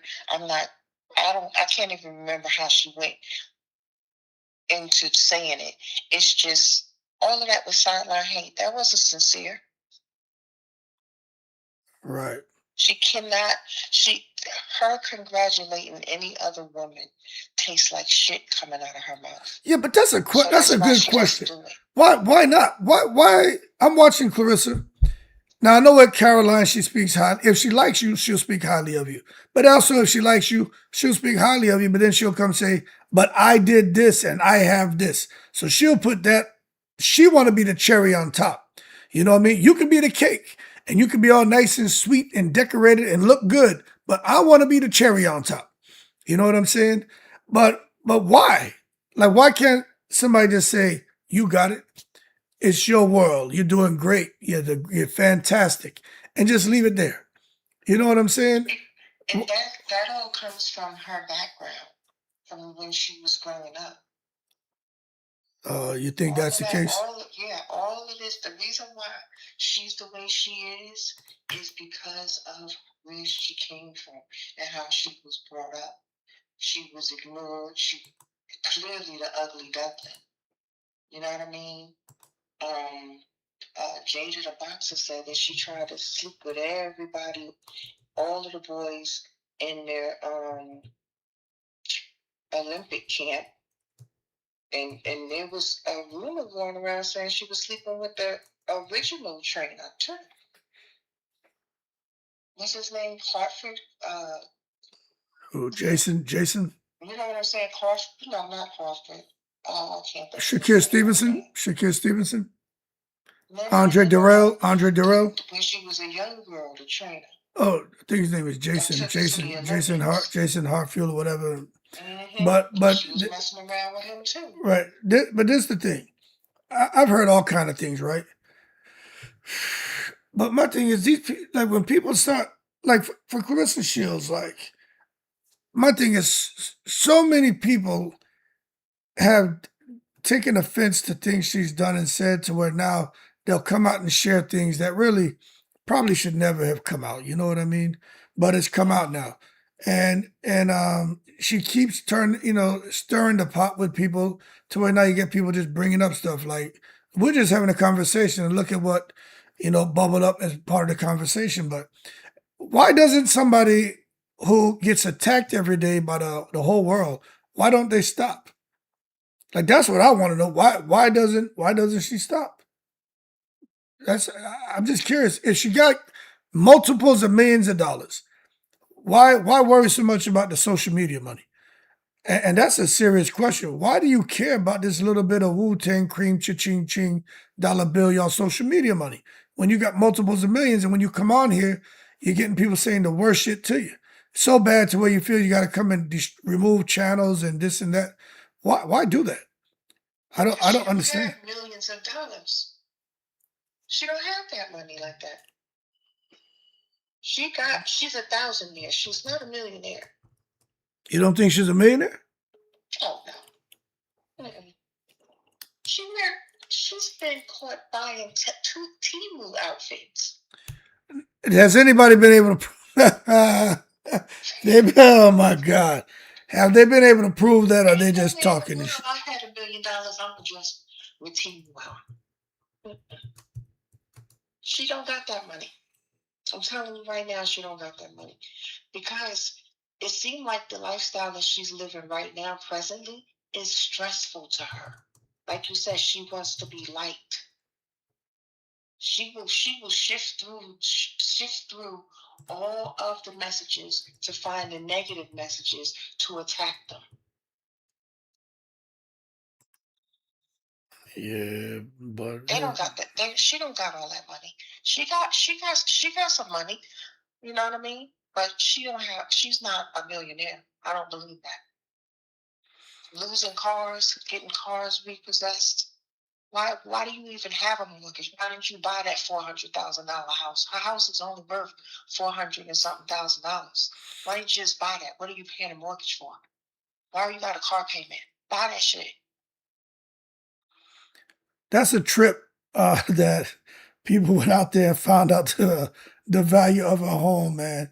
That shit is pure comedy to me. That somebody went out there and found out the value of the woman's home, boy. Somebody said she was renting, and somebody said no, she owns it. There's all kind of stuff I've heard. The cousin says she's renting it. She's leasing it. Because when they went to check, because one of the girls one of the channels that she got shut down, I told you they sent her cash app. She called and got the deed, and the deed it says something. There's some kind of that her name is on it, but it also has another owner. Like it could be a rent to own type of deal. You know what I'm saying? Mm-hmm. Yeah, I guess when I just put it to you this way, right? If it's talking about somebody who's a millionaire, like, well, we're thinking that she's a millionaire, right? I mean, I just don't understand if you got multiples of millions, 3, 5, 10, 15. I don't understand why you wouldn't, just pay your crib off or figure out a way to write it off, in your taxes. Like there's things that can be done. I know what I do. I don't understand why she ain't doing it. And I ain't here to say what I do and give nobody no advice because I ain't that guy. But I just still kind of find it hard to believe that this woman is out here having cars repoed and then renting a house or like it just doesn't make sense to me because we're seeing the money being spent, but then somebody said the stuff being purchased is being taken back. It's all for show. I just hear so much shit. I just be sitting here laughing, man. I don't understand. I'll be honest with you, I don't. But if you're a millionaire, you should I ain't gonna say you should have just pay your house outright, but if you got like 8, 9 million, buy you a crib. And get that out the way and don't worry about it. I ain't saying you got to buy 15, 20 and try to be some goddamn land baron and somebody would and build a rental real estate empire. I'm not saying you have to do that, but buy you a crib that's yours. You ain't got to worry about it. You know what I'm saying? I don't understand renting. What are you doing renting? That's crazy to me. Yeah, but she made $1.2 million, but who does she have to pay out of that money? You know what I'm saying? And then she going to go spend 90K on this, 30K on that, this and that. That 1.2 million is going to be gone. You know what I'm saying? If you don't got no residual income, and the only residual income she got is if she goes and fight on social media. She don't have no endorsements. So $1 million and you taking out of that pot and ain't much going into the pot, you cannot continue to be a millionaire. You feel what I'm saying? Yeah. No, I get it. You making. Have money going Yeah. into it. You have to have No, investments yeah. or living off of interest or Right. something Right. like that to remain in that millionaire status. If you take it from that pot every month to pay your bills and to buy clothes Right. and to splurge, Tracking and with you. and this and I that, got it. how are you going to maintain a millionaire status? I got it. You can't keep making withdrawals with no deposit. You know what I mean? Absolutely. That's just like Absolutely. that's like being in a relationship and you got somebody who's causing you headache and problems, and every day they withdraw a little bit of your patience, a little bit of your patience. Then you get to the point there's nothing left for them to withdraw, and you explode on their ass. And now you got round two of the killing spree. Round two of the killing spree started because you got to put some kind of deposit in order to make a withdrawal. But I said this months ago, and people who follow the channel, I don't know how long you've been following the channel, but months ago, I was talking about money, and I said, if Claressa had 3, 4 million or whatever she sounds like she may have, I'm like, why not just take that and just, but she don't want to be with a financial advisor, but this is before she was talking about it, and just go out there and put it somewhere and let it get that little 12% or whatever it's going to get a year. Take 5% of that every year and just live off that and let it grow at 7%. You know what I'm saying? I mean, that, and look, 1 million at 10% is 100 G's. Okay. Now at 5% is 50. So if you got 3 million, that's 150,000 a year. You know, you can sit there and live off that. If you want to take it up to 10%, well, now you got 300,000 a year coming to you, and it's still growing. So, like, this just, to me, that's fucking 101 financial literacy bullshit. You know what I mean? And it don't take a rocket scientist to make that happen. So it just makes me wonder who's advising her. Because if she's sitting on dough like that, then yo, man, just sit there and go out there, man, and just, have it reinvested and pull your little 5 or 10% every year and just chill. You know what I'm saying? That way she ain't got to worry about nothing, and that the money keeps growing. She got to listen to what these people are saying. I know about it from young, but I heard Earl Spence talking the other day, and how all that money he's made in his career, he lives off the interest. He hasn't touched any of those checks. They're all invested. He lives off the interest. See, when they're talking like that, I'm like, is anybody listening to these guys who are kicking this knowledge right now? They're giving you free game, and I hope she's listening. But I tell you what, if she's in some kind of, financial distress or something, man, that'd be very unfortunate, because you got to, like, how'd you get there? How did it happen? Because she was making over $1 million, man, before she hooked up with Papoose. When she fought Savannah Marshall, she made good money. She was making $1 million a fight. After that, I think she was making like $1 million a fight. But then everything changed up. So I don't know what she's doing. But it's crazy to me to someone to be a millionaire, and if you don't want to invest and do different things to really try to grow your wealth, you just want to live life. Well, go and reinvest it and pull a little 5, 8, 7, 8% off, and just sit there and chill. That's good dirt money to just sit there and live a nice comfortable life. So I don't understand, like, why wouldn't somebody be telling her this? What kind of sponsorships has she has? Endorsements? None that I'm aware of. Any? None that I'm aware of. Well, she did. She told me, but look, that's the thing. Like, I try to say, yo, I trust what you tell me. I can't verify it. All I can do is trust you. But she told me she had a bunch of little sponsors and people want to reach out to her. And she said, don't you know there are new levels? There's new levels. And I was like, well, I don't know anything because you don't talk about it. So talk about it, and then we'll discuss it. So I don't think she has any endorsement deals or sponsorships, and maybe they're trying to do some things organically on their end, but I don't think anyone's going to touch her. You got to look at this. What Claressa has been able to do with all the visibility on her and Papoose, that's that's a blessing, man. But it's also a curse because the way she went about getting it wasn't done the right way. Look at Aja Wilson playing basketball. She blowing up, got her own shoe. She getting awards. She recognized internationally. But look at how she got the attention. She didn't get it through drama and virality and being toxic in relationships. That's why Aja Wilson has the deals that she has. And yeah, boxing, that's not the first stop for a lot of these big brands that come and look at boxers to work with them. But Claressa, I think Claressa could have had that and more. She just played the cards wrong. You know what I mean? That's what I think. But that's where it comes in, that where you have an agent and your agent go out and scout those deals for you. Right. She's too cheap to pay anybody to bring her to that level. She thinks she's so smart that she can do it herself. And then when she got with Papoose, she thought he was smart enough to do it. Mm. You know what I mean? Most of those athletes have agents, and those agents shop those deals for those endorsements. Yeah, well, that's true. They have agents, and but Win Records, right? Now we suspect she's in a 360 deal. We don't know, but we suspect, right? Because when you read what a 360 deal is, and you kind of see the stuff going on with Claressa, it kind of lines up pretty damn clear to me. But what they are supposed to be doing essentially is bringing her huge opportunities, and they take a percentage of that because these are different opportunities she would have never received had she not, signed with Win Records. So Win Records, they're supposed to be doing certain things for Claressa, that's supposed to make her the most money possible. Of course, if they help her make money, they make money. If they don't make money for her, then supposedly, they don't get anything. But it looks like that 360 deal could be somewhere they get a piece of everything no matter what.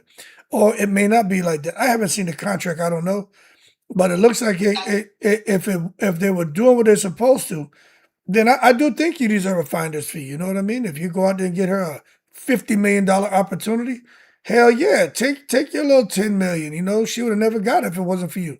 But if she goes out and gets it on her own, and you're taking a percentage of that, and you didn't contribute, you didn't put forth any effort to her getting that deal, that's foul. I think that's foul as hell. But I just don't know what the contract says. I don't know what the contract says. But a company that was only at the date of her signing, only 6 months old, they went and found that out too. Yeah, I know. 6 months old. Yeah, I know everything about the this LLC stuff. was filed 6 months prior to her signing Right, that deal. right. I know everything. I know everything. I know everything. Where are they going to get $8 million to give to somebody? They're not even worth $8 million.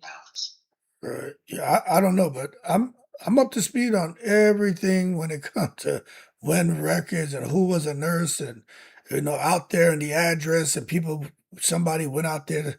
Someone actually went out to the place and took a picture of the place, and people actually live out there and drove by. All kind of shit people have done on the internet. But it's just interesting to see the direction things are going with someone like Claressa Shields. But this whole thing with MVP, it's wild, man. I want to see what they're going to do if, in fact, they're going to lift that ban. I hope they think things through. Because they don't need that circus. Yeah, they're doing well over there. They don't need Claressa Shields. I'll tell you this: if they're they already making the money, if they do it, it'll be a Christmas gift to her because she needs that. I think that hurts them. I think that hurts their brand. I think it hurts their brand if they I want to see Claressa fight them girls, but the stuff that's happened, it's like I would have a tough time letting her fight anybody after what's happened and the things she said. But as a boxing fan, it's like, hell yeah, to see her fight Tam Tebow, the winner, Michaela Mayer Cameron. But, me as a human being, sit the boxing aside, I'm like, yo, she disrespected everybody over there. She slapped somebody. You bring her over there, she's unpredictable. That's why different brands and stuff don't mess with her, because she's unpredictable. So now you're going to come and roll the dice with her, so she come over there. What if she slaps somebody else? You know what I mean? What if they start disrespecting? One of their face-offs, she pushed somebody like she did flash dive and break their leg or somebody fall and hurt Yeah, themselves. but I'm sure. She's so out of Yeah, control. I'm sure they would have different things in place, different things signed as far as a code of conduct and stuff. And I'm sure if any, there'd be heavy fines and penalties. Like it would be bad. So Claressa may see they're like, okay, we'll work with you, however. You know, this is what you need to agree to. When she sees all that shit, she be like, hell no. It ain't even worth the headache to come over there. Y'all telling me I can't cuss. Y'all telling me I can't this. She gonna be like, nah, y'all don't want to fight. Y'all putting duck sauce on the fried rice. You know what I'm saying? That's how it's gonna be. Her big head, she gonna want to be paid the most. She's gonna want to dictate the negotiation of the fight and who's gonna headline this. You know what I mean? That's why they wouldn't work with her in the beginning with. Because she wanted to be the head. Yeah, she didn't want to be the co-main to Jake Paul. Well, Yeah, it goes back to him wanting her to be on his undercard. I think it was on Netflix, and she was like, no, which I thought that was stupid. To me, she should have done it. But hey, pride and ego, it is what it is. You know what I'm saying? It is what it is. Yeah, because she still in her mind think that she's the bigger boxer out of all of the women boxing because of those 2 gold medals. And you only had 19. Well, she got 19 titles. With how many? 9 of them was vacant titles. Yeah. Like, girl, your stuff is stacked. Your numbers are stacked, and people are starting to look into that stuff. Right. Well, all right, man. Actually have 19 titles. Yeah. You got it. What else you want to talk about before we jump off and I take some more calls? No, take some more calls, honey. It's always a pleasure talking to you. I'm going back in the chat. Same here. Same here. All right. Thank you. All right. Good night. All right. Bye. All right. Look, man, 929-839-0679. Let me call my homegirl back here real quick. I see she finally called. She must have been doing some research. Hello? What's going on with you? Hey, how you doing? I'm good. I'm good. It's been a long time with all the mess going on. Oh, Yeah. my goodness gracious. Yeah, So yeah. look, first of all, with her gloves, right? Did you see how it was like marks like on her glove, like like if something doing an impression? Did you see that? Yeah, you ain't been on the internet, girl. We the one here. I haven't. I've been going through a lot of stuff, moving and some whole other stuff. So I've been catching the buggy and stuff. Yeah, I'm up on the gloves. I'm the one who just asked a question and the shit went viral. I saw that. Yeah. I was just asking a question. I wasn't trying to stir the pot. I'm just like, I'm still in the gyms. Up there today working. I work out Monday through Friday in the boxing gym. I ain't never seen that's what made me ask the question. But what do you think about them gloves? I think something was wrong because first of all, did you see the look on their face and then how he took it off under the table? Because you didn't see I wrote that under your thing because I wasn't able to call it, but he took that glove off under the table and then they looked at, how some people be looking crazy when they doing something wrong or something like that. The look on their face, they just had a jacked up look like they was up to something. Right. That's what we went live and I was playing it and we broke that down. We have a live. That's all we talked about that night. The live was going crazy because that knot upside their head. Look, if you look at the fight, right, at her fight, first of all, half of the fucking. Remember, I told you all she do is be swinging all wild and shit. The hits. Like it ain't like when she swing, when she practicing, it look different from when she fighting. You get what I'm saying? She starts swinging all wild and shit, and she was missing every damn freaking punch that she was throwing that game. She wasn't even landing. I wonder how many punches did she land? Because she wasn't even landing no punches, and they was soft when she was landing them to get at that lady Hickey's upside her head like that. Yeah, and the thing is, right, when Sergio Mora, he was commentating, he immediately drew attention to that big ass knot on K. Scott's head, and even he was trying to figure out how the hell did a knot like that develop on this woman's head from a punch from Claressa, who's not known for being able to burst a goddamn grape. So how did we get here? So even he was saying that normally happens from an elbow, a headbutt, a sharp object. He couldn't make sense of it. So when you tie that into her not taking off the gloves and everything, it just creates a very suspicious situation, which she hasn't come out and addressed it. So I'm surprised Big Boat hasn't come out and addressed it. Why? Because she knows she got to be real careful for what she say about that, because that ain't nothing to come on here and be making the wrong comment about. You get what I'm saying? Yeah, well, this is one situation where maybe she's doing the right thing by just not saying anything. She should use that approach to 98% of what she does on the internet. Just don't say anything. But yeah, that's probably the smartest thing to do because it looks crazy.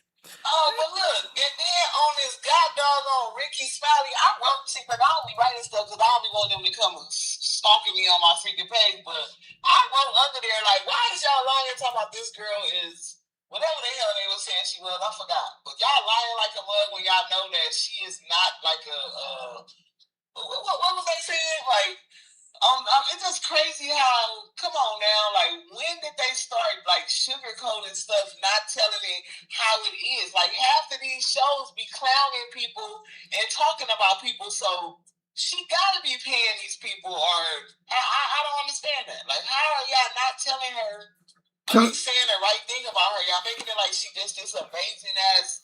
Well, what do you think what do you think, so what do you think is happening? She gotta be paying her ass. Like, she gotta be. She paying everybody else. She pay everybody. So she gotta be paying them. Because I don't understand, like, how are they certain shows, like, just say with Cam Newton.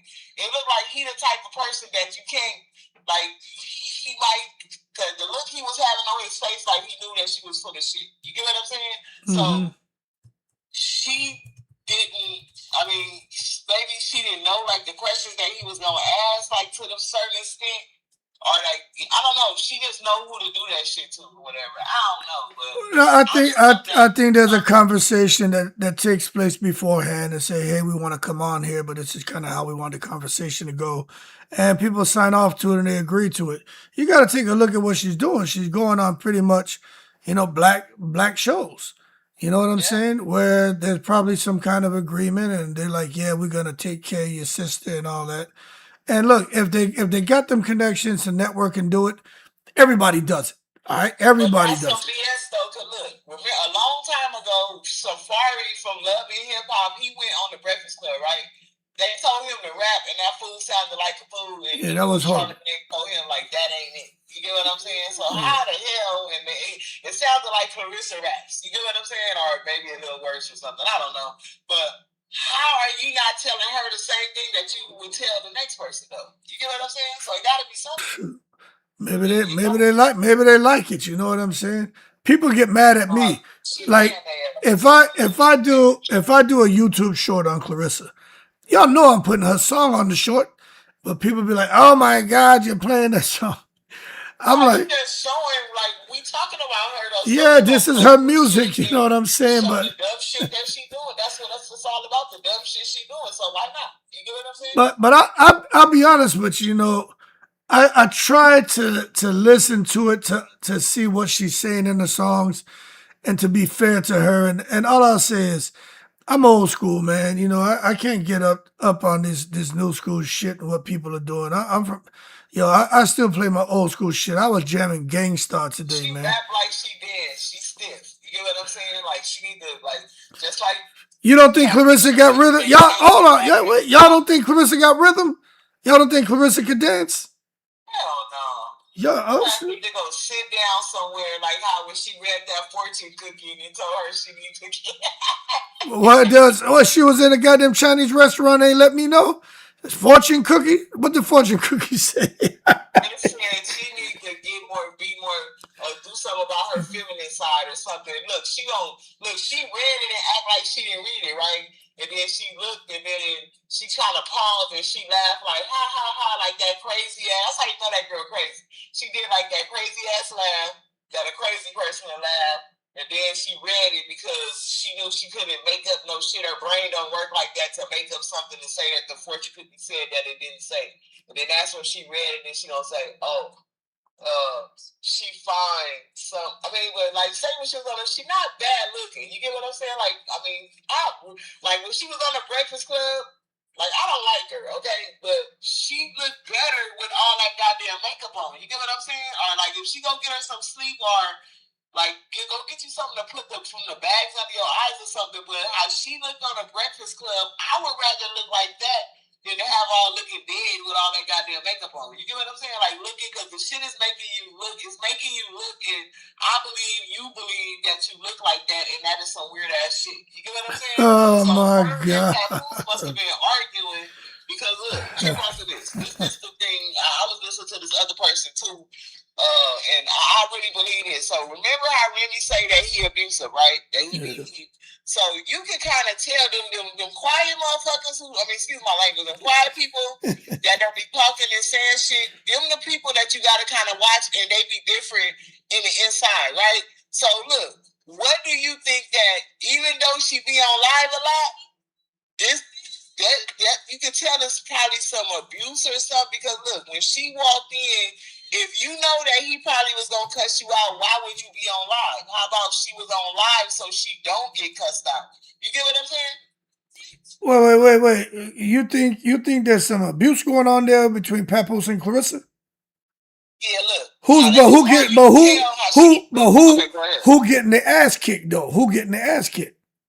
He probably be whooping her ass. Even though she can fight and stuff, he's a fucking goddamn man, and she like his ass so much. How many times people be getting abused by somebody, and I ain't gonna say like a woman can like beat a man up, but you can be like hit him over the head with something. It's different when it's motherfuckers getting abused. It don't really got nothing to do with who can beat who up and stuff like that. You get what I'm saying? Yeah, but where that come from? Papoose is Ike Turner, 2026 Ike Turner. Saying, that's what I saw. Look, when Remy said that they had altercations, Remy don't seem like the type that's just gonna let him boo bopper. You get what I'm saying? So that's the same instance. I mean, she not a fighter like Claressa, but it ain't got nothing to do with a fighter. It's about what you gonna set. You get what I'm saying? So no matter like how she feel about Papoose, she probably will let him do some shit like that. You get what I'm saying? Or like, remember one time we seen it looked like she had a black eye, looked like he had a black eye before, and then she say with the baby thing, like, he got a problem with his hands. You don't remember she said that? Come on now, that's all the moves and stuff. How would you know he got a problem with his hands? Okay, he threw a book at somebody, but you ain't never seen this fool. He had no fight or nothing. You get what I'm saying? Come on now. She said that he gonna have a problem with his hands. So when they was just at the Breakfast Club, how he was in the corner, she looking down, she wasn't looking like herself. You could tell she was looking like it was a problem or something was wrong. You get what I'm saying? So therefore, how she was looking, and then when she came back and she stayed on the phone and she said, don't cuss me out, even though I probably would have cussed her out too, that you brought me back a doggy bag. You get what I'm saying? But why would you stay on live if you knew y'all was arguing and he was gonna get mad about you being on live? So I'm thinking maybe she was on live because that was gonna save the argument because he don't want to be on live. You get what I'm saying? Yeah, but hold on. So one thing, I think that's a lot to put on. Now, me, I'm a man now. Sometimes I'll come out here and up in the way and turn Superman in here when y'all get carried away and shit. I just have a tough time seeing Papoose, hitting Claressa Shields. I just. So it could be mental. Okay. Maybe they argue and he may be like, shut up, bitch. You know what I'm saying? Maybe. That's abuse. That's like some shit. But I just. What would get him to that point? Because you know that girl mouth. All the embarrassment that she doing, and they both look like fools. Like what? Why you don't think that all this shit is gonna get him to the point that's going on? And she probably messing up. How he trying to get Remy got the lien on her house and shit, and all the shit that Claressa is going to say. You don't think that she messing up some stuff for him? How he trying to get a divorce and all that stuff by yapping her freaking mouth? You know? Oh, so you think that? Okay, so you looking deep into it, man. Okay, well, I'm just saying, man. I don't know, because I think if the two of them having black eyes and like what happened there? Well, both of them had black eyes, and what happened with leftovers? A doggy bag. What happened there? She brought the man a doggy bag. Yeah, so he probably he was first of all, They supposed to drove somewhere way far to the Ricky Smiley show, and when they came back, supposedly it was far and they was tired, so they laid down. So she got up and left and went and got something to eat without him. So either he wanted to go and you left him, and then you brought him back some BS, and he seen you on the freaking live bring him back some shit that was sitting on the table for the whole time that you was spitting and eating and stuff. Wait. So she was eating something, didn't finish it, and she brought that to Papoose. And that's what she scraped on. Look, it was a big ass bowl or Hell rice no. with some. It looked like some beef meat on top, like you know how to stir fry rice or something, some shit that the Japanese eat. Like it was on top of the rice, so it looked like she ate a gang of other stuff, but it looked like she didn't touch that. So it didn't really look like she ate off of that. She might have did, I don't know. I caught the end of it, but she was eating that with chopsticks. She was eating that soup noodle stuff, and then when she was getting ready to go, she like, oh, she got her card. She looking for her card, and then she got a go thing, and she scraped the shit in the to go thing with the stuff. So first of all, you offered them the shit cold when maybe if you would have heated it up, you just went and handed them some food that been sitting on the table, and you just drove home. So of course it was cold. So you went upstairs and asked him, did he want it? Huh? Yo, she brought the man. She went and ate her belly full, and then she gave him what was left over, the scraps. That's what she was bringing them, and I'm sure he seen her do that on Facebook. Huh? Yo, that is crazy. And she was eating it. You know how she be slurping it. You know how she eats stuff. The shit is on the table in the open. And then you know how a bed of rice be and it got the meat on top of it with the vegetables? Yeah. So when you scrape that into how she scraped it into the thing, it like mixed all together.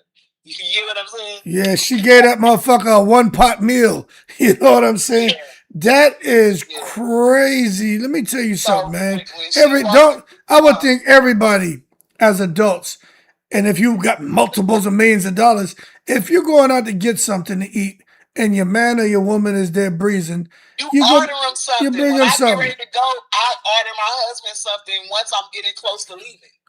You bring him something, man. And if not, you come back with your thing, y'all open it together, and then, hey, you take, I take, but you don't sit there and go out there and have your tongue hanging out your mouth, wrapped around across your scalp, dragging across it, saliva hitting four corners of the room, and then eat and then say, okay, here you go, babe, and then slide all that shit over. Now it's all come mixed up. You got like a one-pot meal and give it to him. So, yeah, I don't like that. So, Papoose, he probably was pissed off. I'd be pissed off, too. I'd be like, man, get that shit out of here. And it sounded like he was half asleep. So she like, babe, you woke? So first of all, she probably left and he maybe he probably wanted to go, like if they didn't eat that morning or something. So, and then that's the same outfit she had on at that Ricky Smiley thing. You get what I'm saying? Yeah. Me, it seemed like she don't be taking no baths. Because like when she went to that club, who don't go bathe? Like you went and got dressed. Unless I guess she took a bath at the arena, which I doubt. It looked like she don't be bathing, And then the outfit she had on with them slits on the side, like, girl, go get your own identity. Like, come on now, like, I really hope you doing this on purpose. You get what I'm saying? Yeah, but I have to watch that because I ain't gonna lie. I want to give a big vote the benefit of the doubt because that's her man. She ain't gonna get that, man. But I did see it. I got the shit every motherfucking where. Her ass was at the place eating, slurping the noodles up, eating. What? After she finished eating, she was looking for her card to pay. They gave her the bill. She got it to go thing, and she picked up the big ass plate of rice with some brown shit on the top and scraped it into the to-go thing and got up and left. She was in the car driving. Went to her house. She went straight up the damn stairs to give him that food. First of all, the shit was cold because it was on the table when he was eating. So at least she could have went and heated it up. What? So Claressa really went out there and slurped up some top ramen and brought that man some goddamn top ramen and expected him. Not the top ramen. That was like in a bowl, like some soup stuff. She had the rice. Like maybe, how she be ordering all this. Pho. She probably had some pho. She probably had that stuff called fa, whatever it's called. She probably get was that what a wonton soup or something? It sounds like fa, or pho, or whatever they call that shit. The Vietnamese shit. On the table, like just Yeah. sitting there on the table, Yeah. like she ordered a gang of food and didn't eat that. Or she probably could have ate because it wasn't the whole clip. I didn't see it. I just saw the end. So maybe she ate some because you know she be picking like eat a little of this and eat a little of that. So maybe she ate some of it. But it was a big ass plate of rice. Like I'm talking about enough for like 2 people with the beef and potatoes. The beef and vegetables on top or something like that. That's what it looked like. And she scraped it into the thing. And she didn't even heat it up. And she like, you want me to put it in the microwave or you want me to put it in the refrigerator? And he said, don't talk to me on live. Like, you know, so my thing is he probably get it like she making his situation worse even though you fouled too. You get what I'm saying? So he just found out because every time she yap her mouth, Remy says she gonna put something out. So if you notice, when they had the fight, that's when the cease and desist came out. I believe Remy released that because nobody didn't know that shit was from 3 months ago. She held on to that because nobody knew that you went and put a cease and desist on her when your girlfriend is yapping about your wife. Like that's like backwards. That's betrayal. That's like you got a kid with that lady. That's like ultimate betrayal. You get what I'm saying? That you going against the grain, even though y'all like beefing or whatever the case. You don't let an outsider just come make shit worse. You get what I'm saying? When you got a kid with this lady, I mean that shit is like 18 years. You know?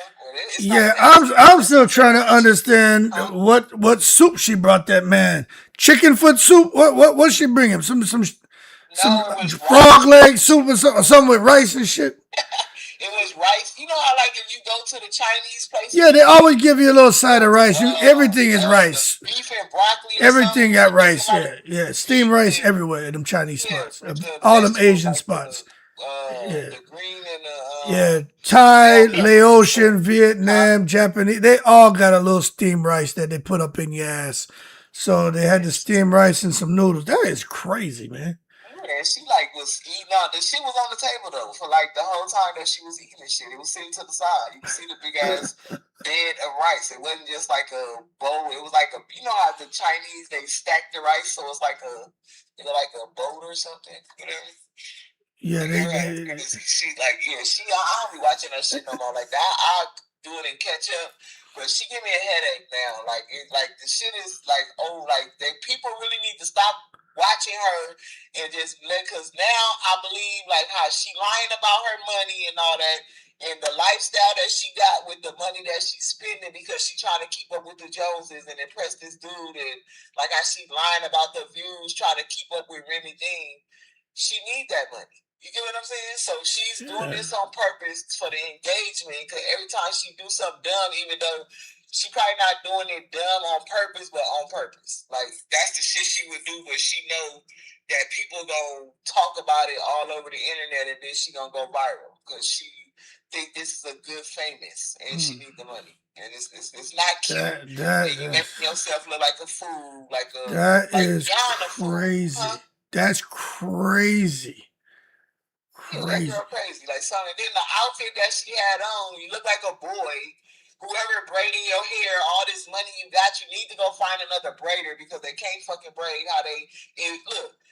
When a woman have a big forehead or little edges, a braider know how to braid to make it look like you don't have fucking a big forehead or your edges is not edgy. You get what I'm saying?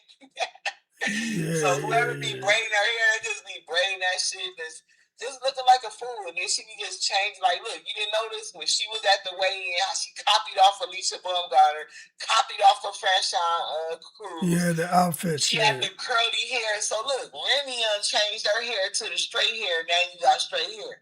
That is some creepy shit. Like, that is creepy. Like, she just changed her hair to straight black hair now. Yeah, I saw that. Changed her hair. That's creepy.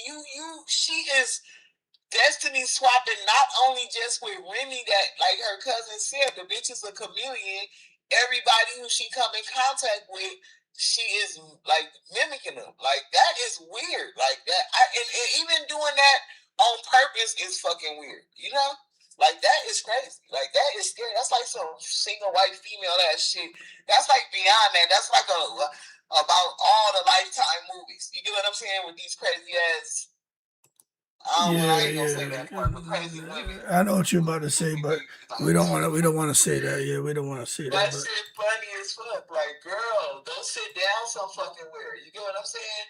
Yeah, I hear that. Then you keep talking about sex and shit. Like, who do that? Like, look, and then there's another thing. Remember how she like, oh, she was a virgin to this age. Girl, you was you was SA at a young age. So how was you lost your virginity at 17? She be lying. You get what I'm saying? You said, and your cousin even said your mama was. You get what I'm saying? So how is that? You feel me? She be lying. That girl be lying. Like, everything come out her mouth is a lie, and that shit is crazy. She ain't to be trusted. She ain't finna never have no friends because you undone the ultimate betrayal. I'm sure her best friend don't trust her around her man. You get what I'm saying? Yeah, I hear that. I'm almost positive. You know, if you notice, that girl barely be around because, you know, she got a baby and her boyfriend probably telling her, go sit your ass down. You get what I'm saying? I'm tracking. You tracking. notice she don't be in the picture that much, really. All right. All right, well, what else you got before you jump off of here, man? I'm gonna get back to running my mouth. Go in the house and lay down. I just caught you when I was driving home, and yeah, your girl is and look, I'm glad to see that she getting on your nerves too. You ain't gotta say it, but I can tell by your commentary and the shit. Like, the shit just is okay. Look, this is the last thing I want to say.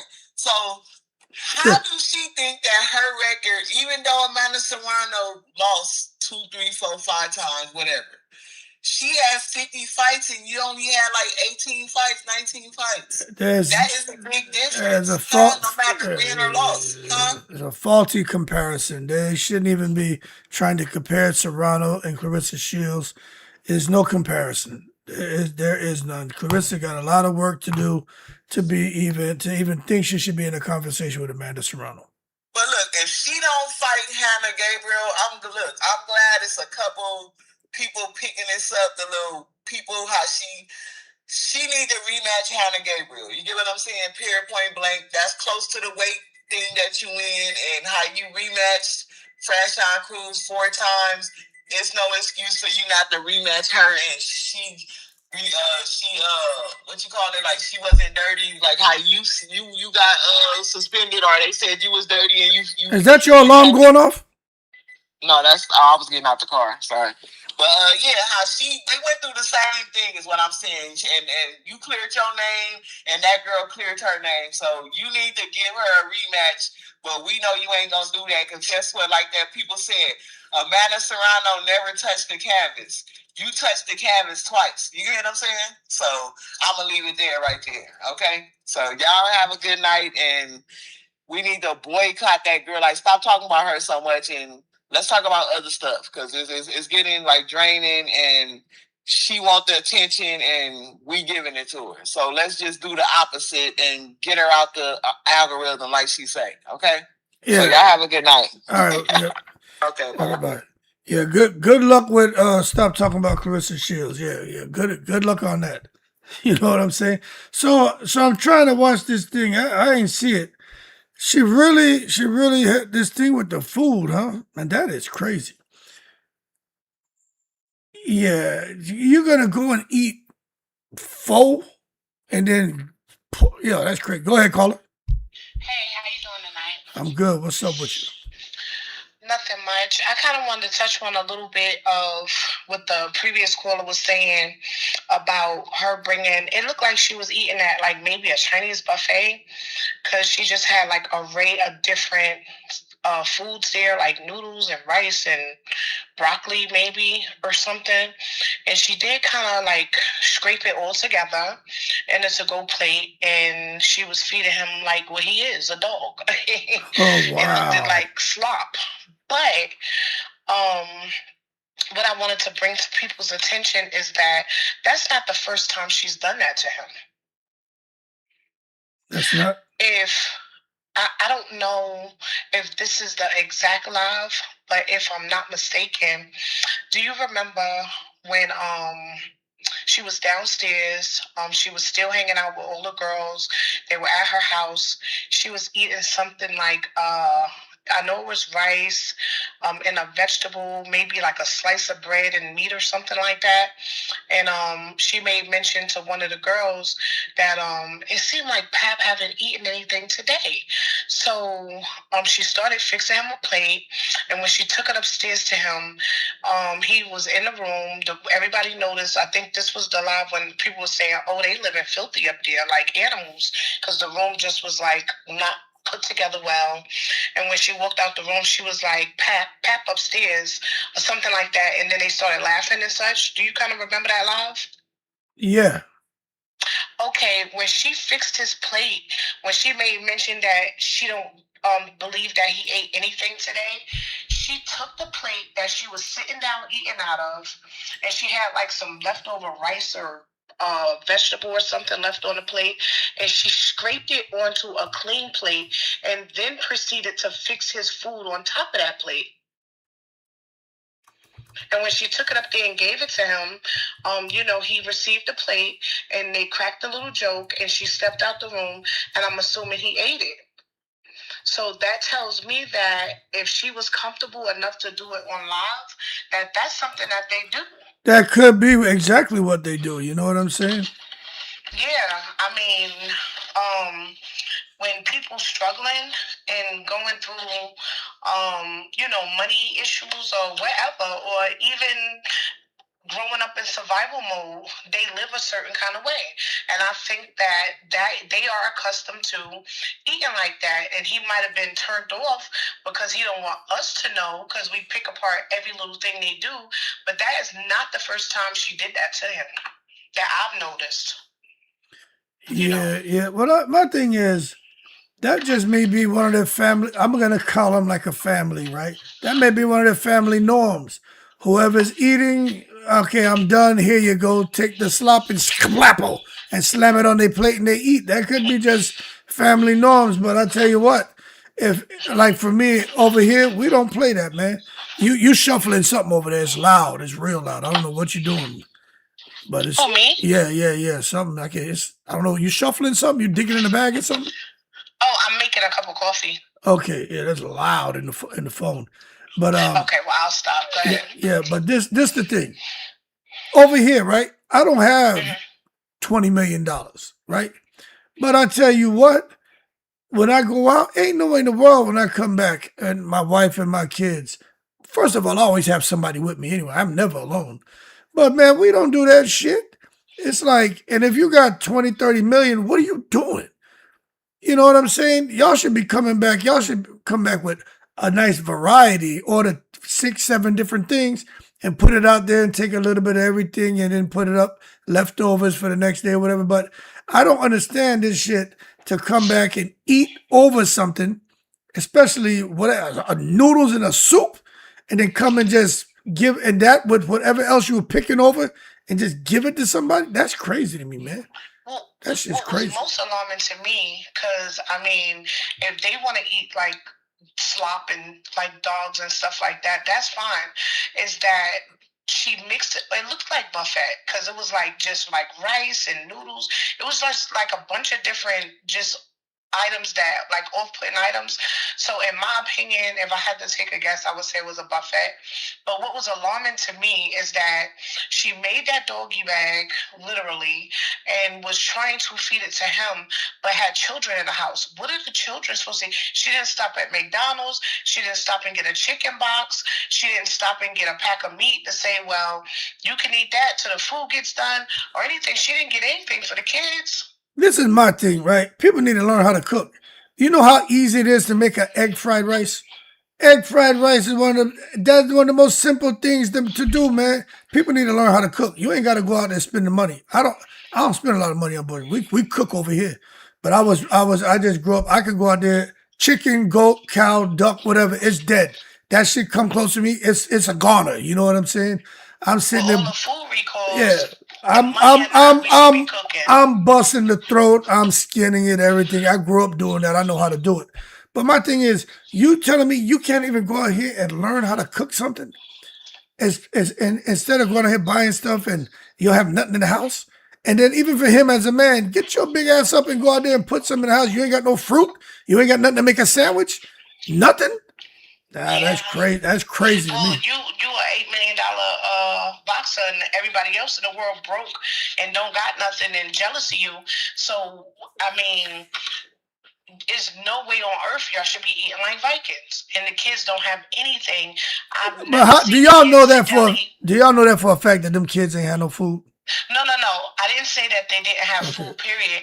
What I'm saying is, if I eat out, if I eat anything I eat, if I can't give it to my family too, I'm not going to eat it. So what I'm saying is, she came in with food. She didn't come in with anything for the children. Yeah, you can't do that. If your children in the house, that should be the first thing you order. You first order for them babies. Bring food. When you come home, if you have a bag, I don't know any child that don't run up to see what's in that bag because they're expecting something. See you eating something that they don't have. Always they're bring. Gonna want some. You always bring for the children. I don't care if I just left and they just ate. If I go out to get myself something, when I come back, I'm bringing something for them too. I don't care if it's little chocolate or gum or whatever it is. Something business. You know what I'm saying? You can't do children like that. Right. So that was my thing. I'm not saying she didn't have hot dogs in the fridge. I don't know what they have going on over there, but that's not the first time she fed him like a dog. And I would not be able, even if I come visit you and I say, hey, I'm running by here. Would you like something? And you say, yeah, I'm going to pick up something for the kids too. Now, if they choose not to eat it and eat something out the refrigerator, then that's fine. But I'm not going to walk in the house and I know children are there and not have something to place in their hands as well. So that was my point. She didn't have anything for the kids. Right. No, I agree. Not purchased. You know what I'm saying? You can't do that. I don't agree with that. No, and I don't know. It just was a bit weird to me. But that's not the first time I've noticed that she fed him like the dog he is. I'm just cracking a joke. But I know. Horrible. The way she just slopped. It wasn't like she patiently put the rice to the left and the noodles to the right and the broccoli in the middle. I mean, she just scraped it all together in that container and was like, here you go. So I don't know if that is why he possibly had an attitude, but I do know that it was very off-putting that he's talking to her like that. Yeah, I haven't seen it. I'll probably check it out after, man. I'm sure somebody got it posted somewhere. I think I sent it to you if I'm not mistaken, but I'll double check. I believe that I sent you the little short, because he was really talking, and after he talked to her like that, you know how you yell at a child like no, and they get all pouty and walk away with their head down and be like, I don't know why I can't, or have like a little rebuttal. That's what she did. That thing kind of made me feel away because she's everything that she is. There's no denying that, but don't nobody deserve to be. That's a form of abuse. You know what I'm saying? Yeah. Well, I mean, it's up for someone to try to feed you scraps. Well, no. He was telling her that she was like, "Don't curse me out. I'm on live," and he was really? like, telling her to turn the camera off or something. What? And she was like trying to give it, so you want the food or you want me to put it in the microwave? What you want me to do with the food? And he was like, don't talk to me while you on the live or something. I can't remember verbatim, but he was really talking down to her. And she turned around to walk away, and she had her head down and she was like, well, I could have stayed at the restaurant or something like that, she said. But he totally talked down to her. It was very nasty. I wouldn't have accepted that behavior. Damn, I didn't. I gotta see it. That's unfortunate because, as much as people talk about, big bold and papoose, I don't want to hear no woman being made to look deflated or feel deflated by a man.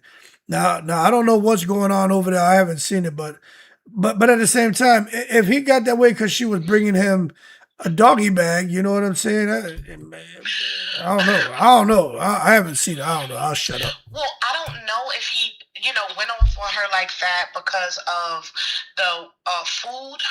Because if he was asleep, he don't know what she was doing on live.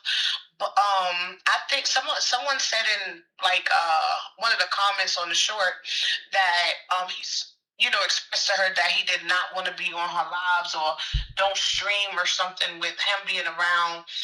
Something along the lines that he don't want people knowing where he's at, when he's there, how he's there. So he want her to stop dropping a location and going live all the time while he's around. It's starting to bother him. So I understand he had a conversation with her prior to the incident that occurred, but that still don't give him a right to talk down to her, especially knowing that she's on live stream. Because he could have said, "Well, could you turn off the live? I need to speak to you in private," or something like that. Maybe he told her about 200 times already, and that was just the straw that broke the camel's back. Like, yo, what are you doing? You know what I'm saying? Because she seems like she wants the world to know when Pap is there and when Pap's with her, because so many people believe they don't spend no time together.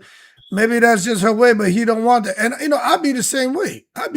Man. Like, yo, I don't know what he said, but if I told you 200 times already, and then you come talking to me, I'd be like, hey, are you live? And she'd be like, yeah, like. She did not put him on camera, and I could understand. To me, they're not married. There's no children involved or anything. If you're that upset with this girl where y'all get to that point, then maybe it's time for y'all to part ways. I always say that if you are at a point in a relationship where you feel like you need to, because mental abuse is a little more harsher, in my opinion, than physical abuse. Because if somebody punch you in the eye, in a week your eye's back to normal. But somebody punching your emotions and feelings and such, that could be lifelong trauma, Yeah, but you so get to the point. So you think he was abusing her? Well, I don't know what's going on. I'm just saying the way he talked to her, if y'all get into a point that you're starting to hurt one another, then maybe it's best that y'all part ways. And just be friends or whatever. Because the joy is gone now. And honestly speaking, with the age difference and mental level of each person trying to merge together, maybe the joy of the ex is out of the relationship and it's starting to, get to this peak. But you should not be mistreating each other, especially humiliating one another. That's my biggest thing. Like, if we have a problem, and you can't control yourself enough to wait till we are alone to try to communicate to one another why I'm having a problem with you and what needs to be done to repair these actions so we can move on, then we need to go somewhere. You need to go your way and I go mine. You're not gonna, treat me all kind of ways because I would never do that to you. You're supposed to, even though you're not gonna be able to do it all the time, the goal is to treat people how you want to be treated and beg their pardon if you fall short. Okay, yeah, okay. I mean, all right. Well, interesting. I don't know what to say because I haven't seen it, but I'll take a look at it. I'll send it to you again right now. If I believe I sent it to you, but I'm not 100% sure. So if I didn't, I'm gonna send it to you now. You may have, because I did see something the other day, but I don't be studying shit, and I saw where she looked like something slid off a plate into a plastic bag or something, and I just kept going. I didn't even look at it. I didn't know what it was about. I was like, oh, what's she doing? And I didn't think of it, but I'll pay attention this time. That's it. Yeah. I don't be paying attention to stuff. I'm just telling you, man. But I will, because I got your name saved. I will look to see what exactly it is going on there with the food, and you can hear the audio of him saying. Yeah, he's like, don't talk to me while you're on the live. He was kind of like talking rough to her. You could tell her feelings was hurt. The biggest part of it, when she first walked into the room, she was like, don't start cursing me out. I'm on live. And I'm like, what? Damn. And then the exchanges went from there. And when it was done and she was walking away, she kind of like, like a child walking away. You could tell that their spirit is broken a little bit, and she's mumbling words. I think she said something along the lines that she didn't have to leave the restaurant. So then that made me wonder, did he like text her and like, where are you? Get here now. Or where's this? Or something to make her decide to jump up and leave the restaurant and then come home, and then you treat her all kind of ways, Yeah. That ain't cool. That ain't cool. But Right. I don't know what's going on there, so I can't really comment. But I mean, let's say it was a perfect day, everything's going nicely, and somehow you send her a text, "Hey, sugar plum, come on home. I want to see you." And then you come home and you get treated like crap. I mean, that's Yeah, you come home and he jumping on you. But it could be because someone also made reference to the children, like him. I don't want to say like watching the kids, but him being like the accountable adult in a home while the children are there, and he could have been upset about that, which is a red flag to me too. Why are you leaving these kids with, I don't know, just my personal opinions. They don't mean that it's wrong or whatever the case may be, but the kids got enough trauma. He in the room sleep. They're running amok in the house. Why? I don't know. I'm gonna just leave that alone because that's not. I don't really like to assert kids in a lot of things, but it was just a lot wrong with that situation. But I'll make sure to send you the video. Yeah, send it to me. So I'll you can check it out. Okay. All right. Have a good night. I'm gonna jump down the chat. All right. You take care. Thank you. You too. Later. Yeah. All right. Let me see. There's a bunch of calls coming in. Let me call this one back. They called about 235 times. Let's see who this is. The phone was just going off with this caller right here. See if they answer. You call, I'll call you back. Okay, they ain't answering, so I don't know why they were calling, blowing me up if they ain't gonna answer. Or they call back. Yeah. Yo. Thanks for calling me back. I accidentally hung up the phone. Yeah, what you got? So earlier today, I saw a TikToker, the incident when she came in with the food. And then I went to someone else's channel, and she said the guy who captured the video to go and watch the full video. So, they showed us scraping the meal in, and she started filming as she was coming in the door. But you could see herself. So it was nighttime. But he also narrated, allegedly, they went to film the Ricky Smiley show, and it was 2 hours away. And she drove, and he drove back, and he went in there and went to sleep. Her niece and nephew or something, the kids were in there playing. You only saw them briefly. So he was upstairs asleep when she came in with the food. And so when she was right before she went in the room, if you could have saw her face, you could see it's a concern. And she was like, babe, because evidently he was asleep and he woke up. And then, they had wrote out what they were saying back and forth. And then at the end, when she was like, you want me to put it in the, what she say, the microwave or the refrigerator or whatever. And it sounded like he said, you can definitely hear the word walk out. He was like, you need to walk out, or you need to walk, or something like that. And then she said, whatever. I should have stayed longer, and she was leaving. But you heard him say, I don't want him cussing me out. I really look at this like this, and I could be wrong. I can be. It's just my opinion. If a man is pursuing a woman, he's going to chase the woman. At least that's how I was raised. She was chasing him from that, the text message that Remy exposed. It was sort of like she begging for his attention when she was saying something about she want flowers or a little time, but she understand. So after Remy exposed him and didn't want him, he got with her because she can bring him a little clout and she got some money, somebody he can use. And he knew she wasn't quite right. I think he knew that. But he loved her attention and she had some money. And I think this is all fake. That's why he don't live with her. It's just for, when they got something to do as far as promoting.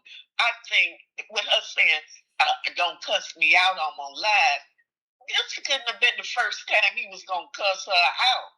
You know what I'm saying? She's still chasing, and he's showing her red flags. He probably talked to her any kind of way because she's chasing him. He's supposed to be the prize.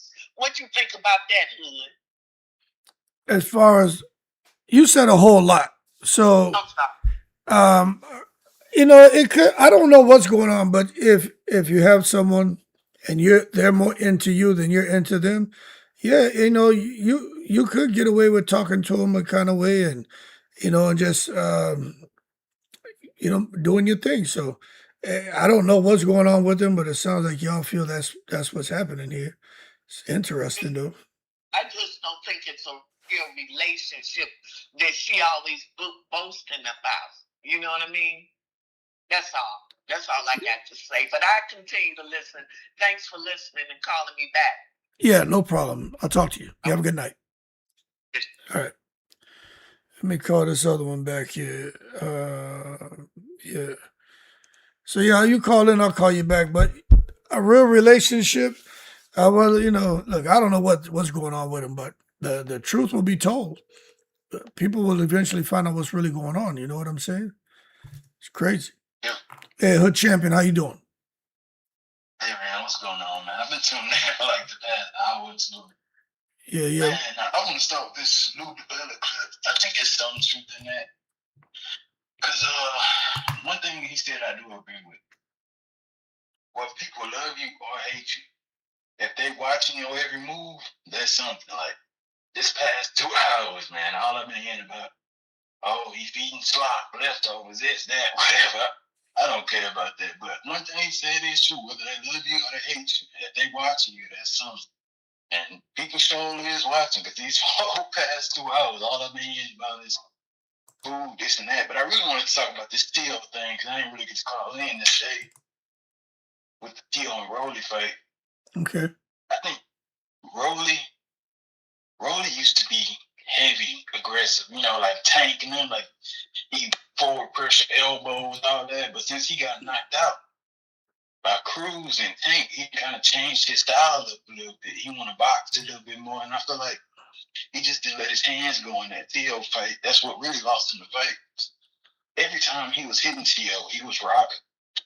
You know what I mean? Right. So Tio, I was just on the boxing boards earlier.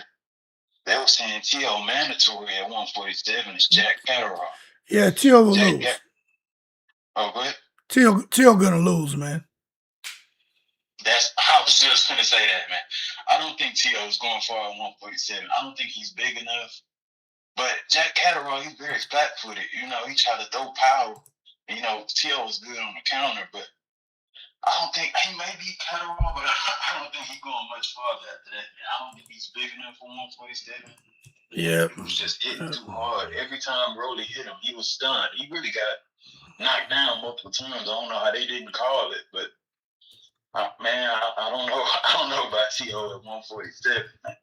Yeah, I don't either, man. Looking good for him. Yeah. I don't think he does well. You think MVP should lift the ban on Claressa? It looked like she's trying to make peace, or in a roundabout way, say something kind about Amanda Serrano, and maybe that may lead to some kind of resolution to the drama. But what do you think? The thing is, Claressa she want to be a main character, which it is what it is. She do sell the most tickets, this and that, but she want to be at the top. Only thing I think kind of playing in her favor is that Michaela Mayer said that she wants that fight, and Tam Tebow saying she been saying Claressa's name, saying she want to go undisputed. There were 2 fighters on their roster that said they want Claressa to fight. So I think it may be a partial unban, like you were saying earlier. They didn't put like some type of contract on her, like, oh, you can't do this, you can't say that, this, that, woo, woo. But I think they're gonna do it just for the sake of their fighters, not even for Claressa Shields, you know, because if they fighters are calling and saying they want to fight, they gotta do what's right by their fighters at the end of the day, you know what I mean? So I think they may do it just for the sake of their fighters, not even for Claressa Shields. Because if it was just for Claressa Shields, they wouldn't do it. But I think they will partially lift it so they can get their fighters the fight that they asking for, in my opinion. All right. Well, all right, man. What else you got? Or that's all you wanted to talk about, man? Yeah, y'all stay safe, man. It's just crazy listening to these lives. I've been listening for about a month, but man, I swear it's all just. I'm not even gonna speak on it. You have a good night. All right, man. Yeah, yeah. I'll tell anybody who want to talk boxing, you know, at night. This is for the ladies, so you can call in and talk boxing. But if you don't want to hear the ladies talk, then you know, I understand. But you know, this is what we do at night. So you're gonna hear a lot of things in here said, and as the ladies run this shit, it's all about the ladies. So that's why I said when a couple guys like, man, let's talk about boxing. Well, go somewhere else. At night, this is always gonna be this way for the ladies. You know what I'm saying? And if the guys want to come in here and laugh and joke and hear what's going on, but this is always gonna be for the ladies. You know what I'm saying? Go ahead, caller. What up, though? Chillin', Mutual TV. That's what's up. Okay, gotcha. It's me, P. Yeah, what's up with you? I've been watching the show. Yeah. And that girl is not suddenly being friendly in Amanda. She's just jealous because Amanda's getting a lot of attention right now. Mm-hmm. And the word the other young lady was trying to remember what they say about on the Ricky Smiley show. The reason she couldn't remember because of the word don't mind no business in the same sense for Claressa. He told Claressa she was classy. Classy? Yeah, I turned the channel again, baby.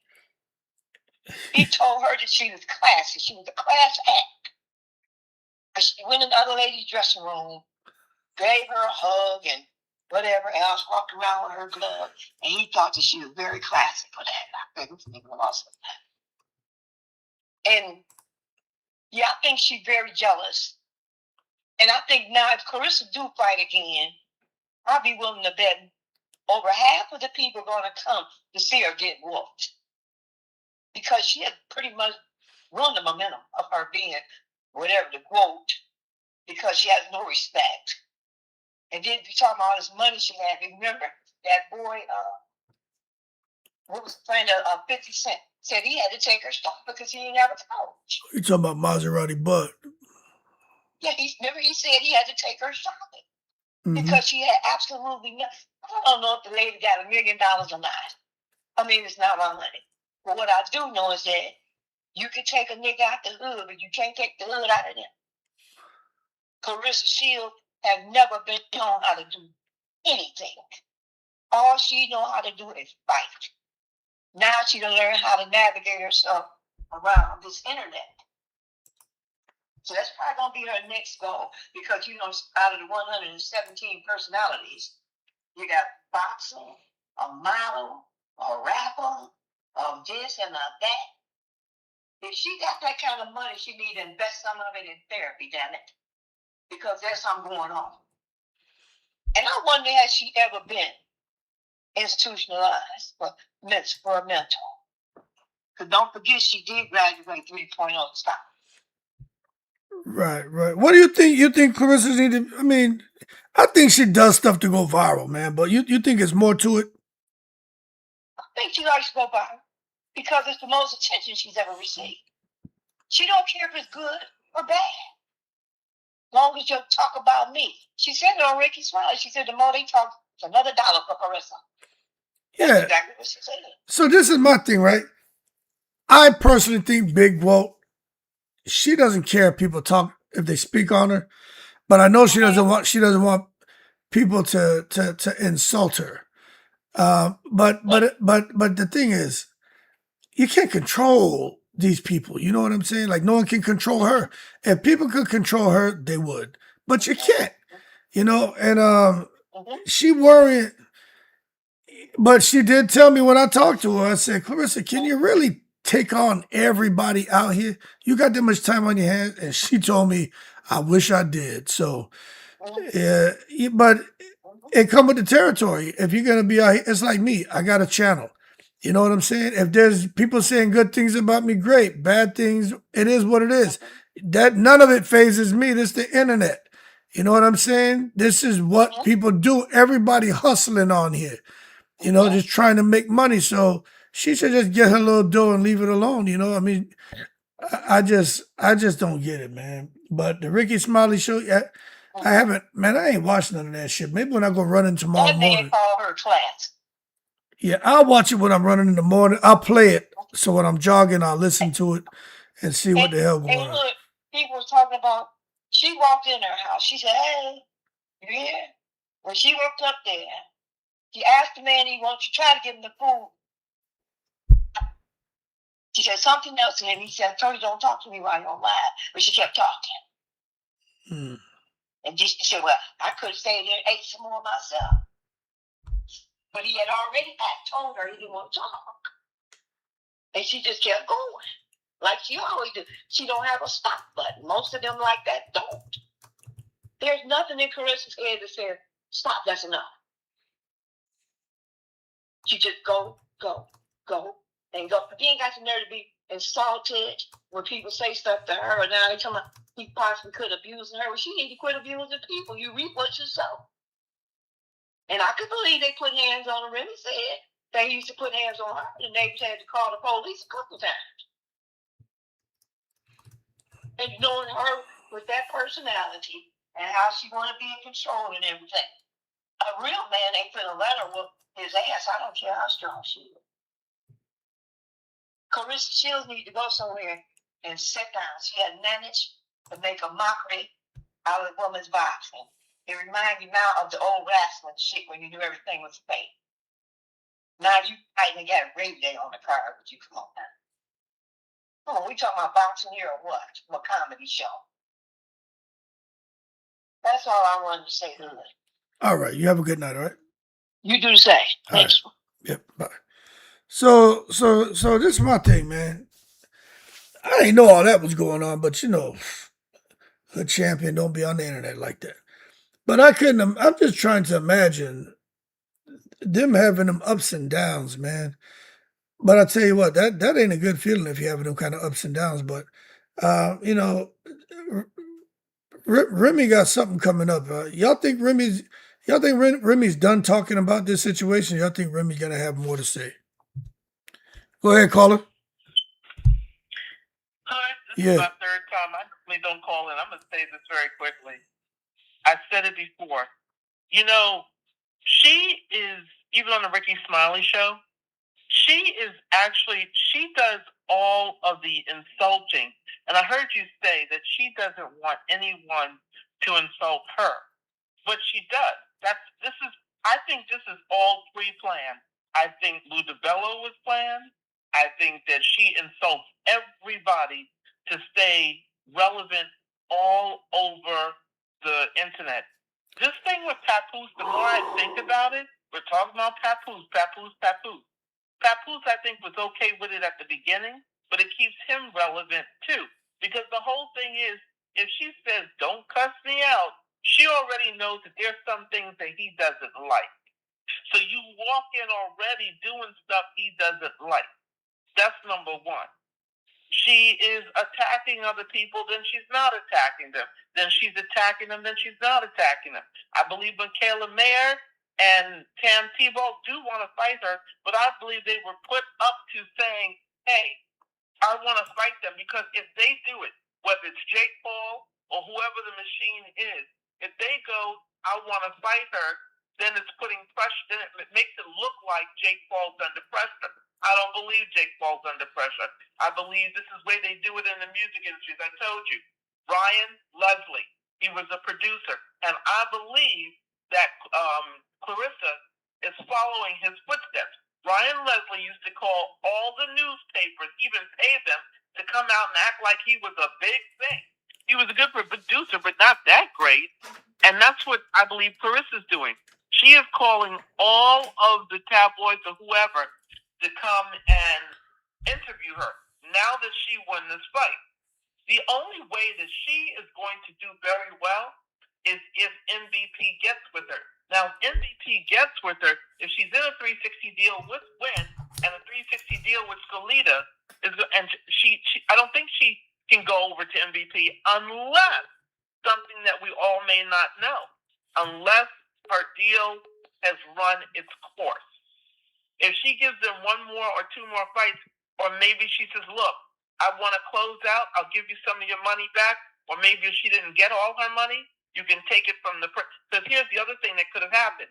When she had all those people in Atlanta, they could have gotten most of the purse strings, and she says, look, I've given you what you want.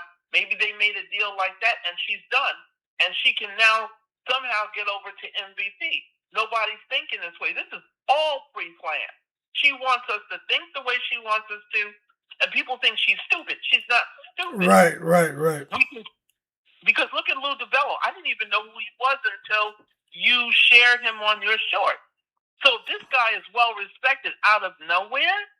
So let's say he wasn't put up to this. Let's say I gotta take some more calls, but go ahead and wrap up. Okay. Let's say Lou DiBello wasn't put up to this. Let's say he feels that way. Because at the end of the day, he might feel that she's trying to be with her crowd, but she's not. This is all pre-planned. We're all part of what she wants to happen. That's just my thoughts. Thank you. Okay. All right. Thank you. All right. Yeah. 929-839-0679, man. So when it comes to Remy, now this is my thing. I'm just sitting back watching. Do y'all think they should, like, if Remy is going her way and Papoose is going his way, y'all think they should just leave it alone? Now I'm gonna tell you, me personally, I'm the boxing dude, right? I want to hear more about what Papoose and Demetrius Salita have planned for Claressa Shields. Why hasn't Papoose or Demetrius Salita spoke on the relationship with MVP? Has anybody thought about that? Claressa wants to get back over there. She wants to fight someone. They've welded the door shut. She can't get in there. But why hasn't Papoose or anyone from Win Records or Demetrius Salita addressed or called out MVP to make a fight with Claressa? You know what I mean? That's my thing. I'd be making noise. Instead of having Claressa go on these shows, Ricky Smiley or anyone's show, I would be going out here and talking, and as a promoter, we want to fight these two people specifically. We want to fight them. Jake Paul is scared. He's scared. His women are ducking. They're putting duck sauce on the fried rice. I'd be talking about that, not having Claressa out here doing interviews and talking about whatever she's talking about. You know what I'm saying? I'd be keeping it focused 100% on boxing. Not whether she's classy or not. Look, you're a fighter. We ain't expecting you to come out here and be all super classy and all that. You know what I'm saying? We ain't expecting that. But quit this rap shit, this music thing. Knock it off. Take a knee already. You know what I mean? Get your Kaepernick on right now. You know what I mean? Take a knee. Take the wig off. Take the weave out. Blow out the fro. Sit there, man, and take a goddamn knee and stop it already. Matter of fact, hey, yo, hold your horses. Stop taking it to the stupid. Leave that thing alone. Whatever this music thing is, man, I'll be real with you. If Claressa had something catchy, I'd be like, she's on to something. Go ahead, caller. So my thing with Wynn and Jake Paul and them, she smacked Alicia Baumgartner.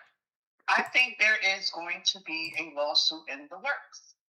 So it's like, I can't really have Claressa fight my fighters if she disrespected one of my fighters. And I believe Alicia Baumgartner is going to sue her. So she has to stay out of the box. I think it would be really disrespectful for Jake to have Claressa fight their fighters, knowing that Alicia Baumgartner is more than likely, with Jake, going to sue her for being disrespectful to the fighter. I think that was poor sportsmanship, and I think we can all agree on that. I have a question for you though. Yeah. Why do you think Claressa turned down Chris Cyborg's $2 million deal? I am so confused. I think she was. As I saw those numbers. Yeah, I think she was told not to take the fight. I think Claressa would fight her. I think she was told not to take the fight. Like it doesn't make it doesn't. I don't know. And my thing is this: there's nothing wrong with having a conversation. Just have a conversation. Hey, y'all offering a $2 million guarantee? We're not even talking about pay-per-view and different streams of revenue from the event. That shit, and you would have, it'd be a crossover event. So you'd have all the combat sports paying attention. Claressa could mess around and make like 8-9 million, from that. The 2 million plus, depending on the pay-per-views and everything else. Claressa can make, I would say, she could probably make like 3, 4, 5, like 5 million. I'm 10 million. I'm talking out my ass. She can make some dough. But I think she was probably told, leave it alone. I don't think Claressa's worried about no damn Chris Cyborg, not in boxing. You know what I mean? But one thing is for sure, Chris Cyborg would fight her. She would fight her. It would be a scrap. She's been checking for her. It would be a scrap. Just like Hannah Gabriel's. Although she in her 40s now, Hannah would fight her. Hannah wouldn't just get in there and get hit and take a knee and be like, all right, send me back to Costa Rica. No, Hannah is going to try to whip Claressa's ass. And she's out here doing what Claressa should be doing for the MVP ladies, what Demetrius Salita and Papoose should be doing. Make your noise, talk your talk, you know what I'm saying? And put attention on the person. Claressa, she doesn't do that. I mean, her team's not doing that. They don't say anything. It's just Claressa, and she's not even really talking about boxing. So, I don't know. That's another thing. I don't like the fight that Claressa had. Like the young lady said, it's turning into a wrestling match. You don't know what's real and what's not real at this point with all of those people from Zeus Records. And, oh, my God, Ray J and this Orlando Brown. That was crazy. We don't want to see those people. Real people who like boxing just want to see people box. I don't care about Ray J. I don't care. I don't. I want to see real boxing, and that's one of the reasons why I stopped watching wrestling. Because once I realized these people are phony. Oh, he told him to hit him here. Oh, he told him to pick him up. Oh, there's a way you can land safely. It totally just. I didn't want to see it no more. So I think the fight with Chris Cyborg would bring back the real fighting. And it's like you said, crossover. That would be a great business. You know how many people would be in the stand? I would go to it. I'd take my son and be like, yo, let's go check this out. Let's go check it out. Because I'm like, this is going to be a really big event. But they would have to do the press tour. Would have to be like how they used to do Mayweather and McGregor. Like, you got to go from city to city, maybe go to, I think she's from Brazil or South Africa, wherever. You'd have to really put some money into the promotion to really get people invested. And Claressa could have a really huge event, man. But I don't know. They're just. You don't want to spend the money? I think it's a role of it's a risk. You know what I'm saying? They're not in the business to lose no money. And this is the other thing. If they're making money like that, why wouldn't you do like hit the major cities? Just hit Vegas. Hello? What's that banging sound? What you doing over there? Sound like something banging. Is that your phone or? Oh no, that's ice. Oh, all right. Lord have mercy. Okay. I didn't know if you was over there making you a plate of pho like Claressa did for Papoose. Plate sound empty as hell, boy. That's a goddamn. All right. Yeah. So yeah. I don't even know what I was saying. I have a question for you, and it's about Rolly. Oh yeah, what about Rolly? Dude, I don't know whether it's because he didn't fight for a while, but I kind of feel like he was fighting him like a brother. Like it's like once he made him bleed, he was like, oh, and he kind of like backed off. Yeah. And then I'm so upset because he has to fight all of these different people to actually get the rematch.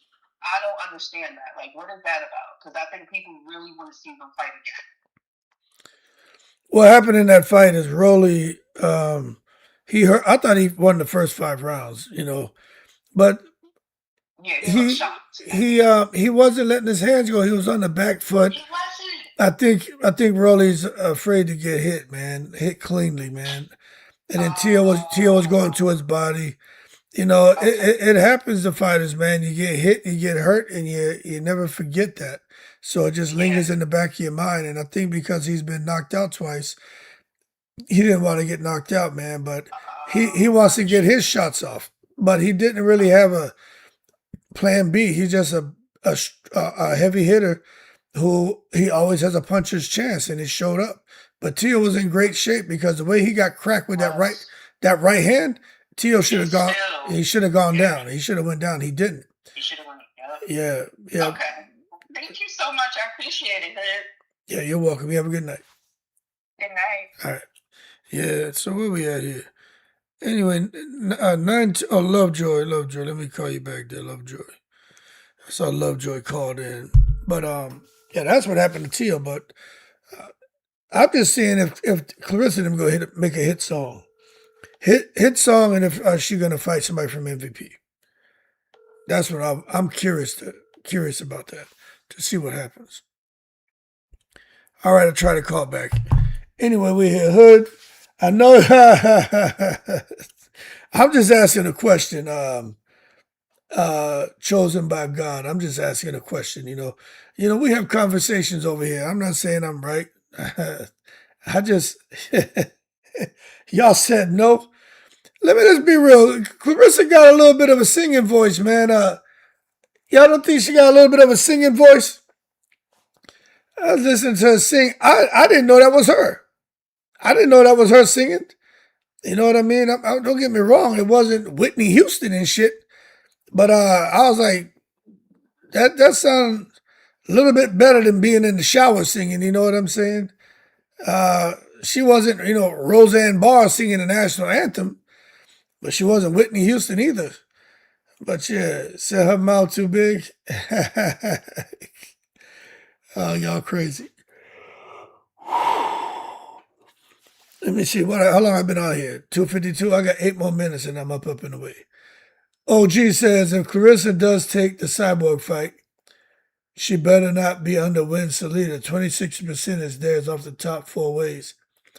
Yeah, that's crazy. That's crazy. You know what I'm saying? Go ahead. What's going on with you? Hey, good. How you doing? I don't know why my phone don't be telling me that you called. And I look to the side. I'm like, oh, we called. Probably got the goat virus. She always spooking all of us, right? Yeah, everybody. Yeah. What you got?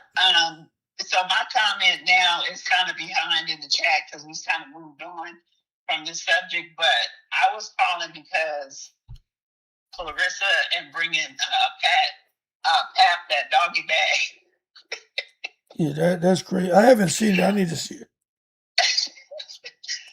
I laugh because Claressa is so desperate to be the algorithm and to blog and do all her stuff on live that she did that. And did she give Pap a heads up that she was going to come home and he was going to be on live?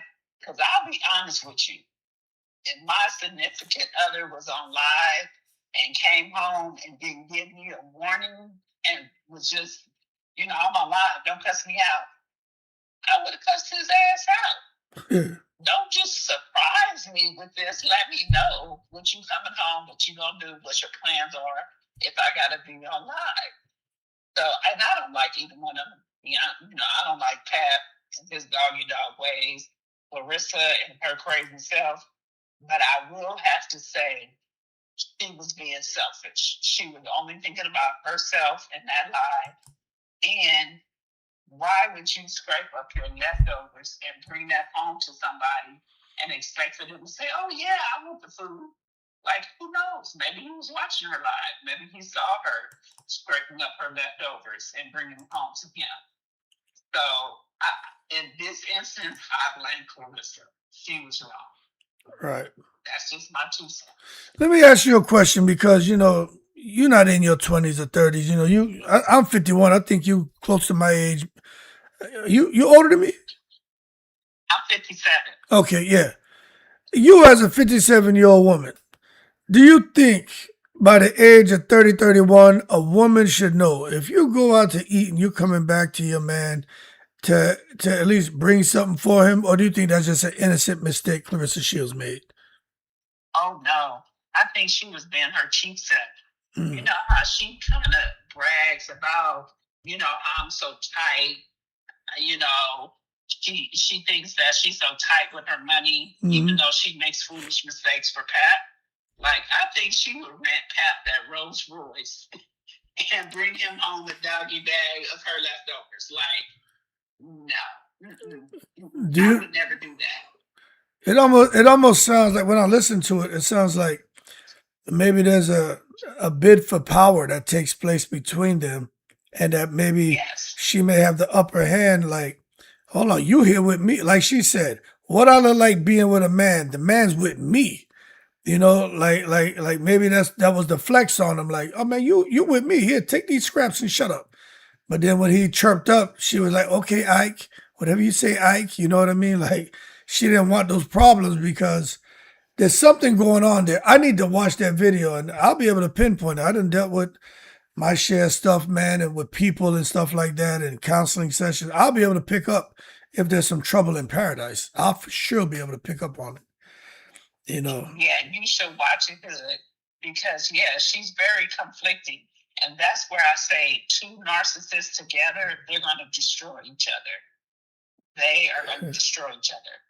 And Claressa, she like gives Pat what he wants, but then she try to dictate in other areas. Like, why, like at my big age, and when I was younger, I used to, you know, date a lot and all that stuff. Why would you bring him the leftovers from the food you ate and act like he should have been happy about it? And she says, oh, don't curse me out. You know why she said that? Because she wasn't supposed to put him on live without his knowledge. Yeah, and I agree with that. Yeah. I agree. Don't put me on no live because you're trying to do what you're trying to do, and I'm not aware of it. Yeah. This one, Claressa was the blame. This one, like I said, I don't care about neither one of them. I don't care for them each. They're both doggy dogs. But people are feeling bad for her because she said, oh, don't cuss me out. So everybody's like, oh, okay, well, he must cuss her out all the time and this and that.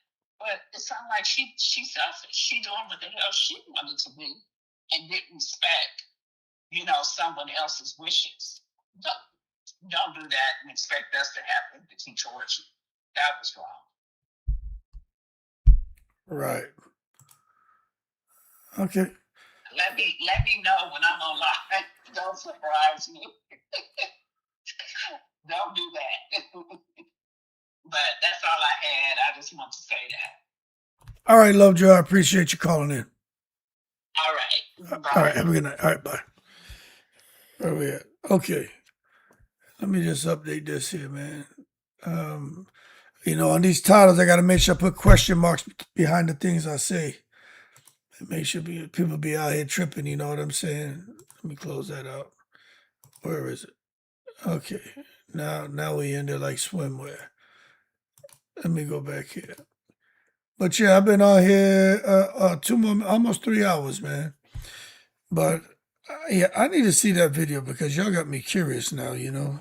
I'm very curious to see what the hell that video's about, the food thing. But what do y'all think Claressa going to fight next? And there's a big fight going on this weekend as well, you know what I'm saying? But I want to know where y'all think she's going to fight next. And I will say this thing about being live, that's dangerous. Because somebody said earlier, what if Pat was in his birthday suit? That's real shit. Even these people who are doing these kick streams, you just stream the whole day. But you go to take a shower, and then you got the damn camera with you in the shower. And, you know, next thing you know, your towel drop or something drop, and now you're trying to get your stuff because you don't want the whole world to see you there butt naked and shit. Like, and then if you come, if you going into the house and someone's in the way you're streaming, you know, that's a problem. So yeah, 100%. I agree. If Pep chirped her up, I'd say I would have. You know what I'm saying? It's like, yo, what I tell you about that? Especially if you know you in a vulnerable position. You know what I mean? Nobody want to be dealing with that and worrying about that crap. But again, she could be like, look, man, you know, this is my house. It's my house, man. You walk around here butt naked if you want. Your ass end up on camera. You know what I mean? Say cheese. It is what it is. But next always accurate says the next fight is Pap. That's crazy. That's crazy. Oh, that's wild, man. Yeah, maybe tomorrow I'll get back to doing a bit more some videos.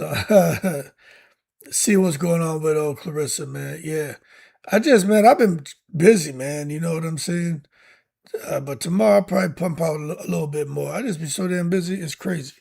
Oh, somebody called just now. Let's see who called at 1 a.m. Somebody called. Let me call them back.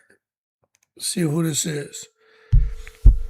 Maybe we get that finale, that final call, man, that's gonna set off this live so I can go my ass and chill.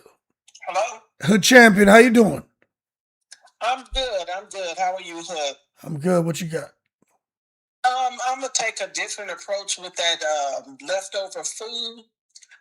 I think that Claressa bagged up her leftovers. I think she bought him his own food. It just looked like, because she was scraping her leftovers into, you know, the bag and stuff. It just looked like she was bringing him her leftovers. But I think she kind of, you know, she maybe bought him his own food. But anyway, he didn't want whatever it was that she bought him. He didn't want no parts of it. And he told her, I'm not talking to you on live. And you could tell she was so embarrassed. She was embarrassed, but she wanted the audience to know that Pap was upstairs, that he was in the room. That's why she had him on that phone. And also another caller was talking about the flop in Canada. Those people knew who he was because it was another content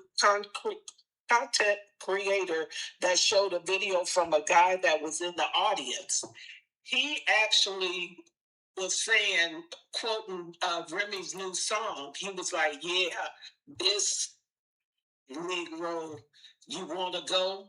You know, Remy's new song. He said, yeah, okay, you want to go? Uh-huh. And the people around him started laughing. So they know who Papu was, but it was crickets out there. They didn't want no parts of him. They was looking at him like, if you don't get your tail from up here, we don't want to hear nothing you have to say. Oh, from Papoose?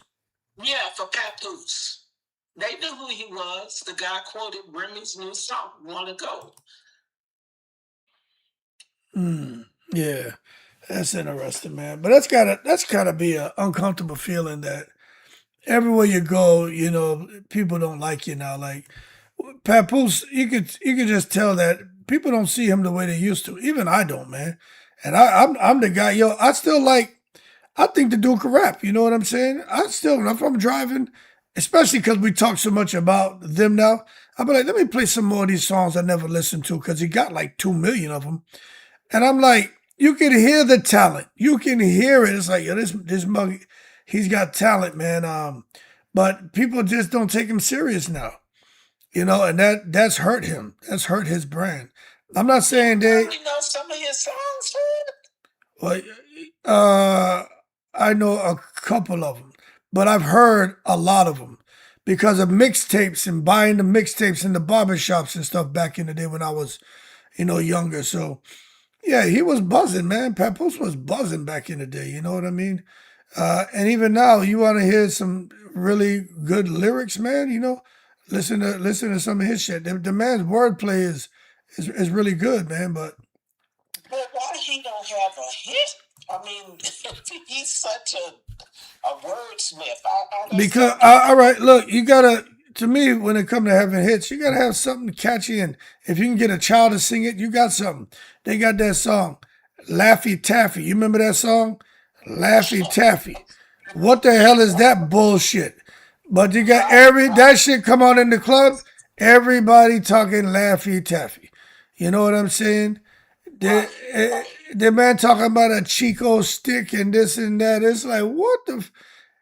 So it ain't really about lyrics. How about Young MC? Just bust the move. You know what I'm saying? You put that shit on in the club, watch people lose their mind. And I ain't trying to be funny, especially white people. They will start breaking chairs and tables when they start dancing. Get out the way. When they put on that, don't let them put on Just Bust the Move or a Tone Loc, a Wild Thing. They will kill you. And don't put on Sir Mix-a-Lot, Baby Got Back.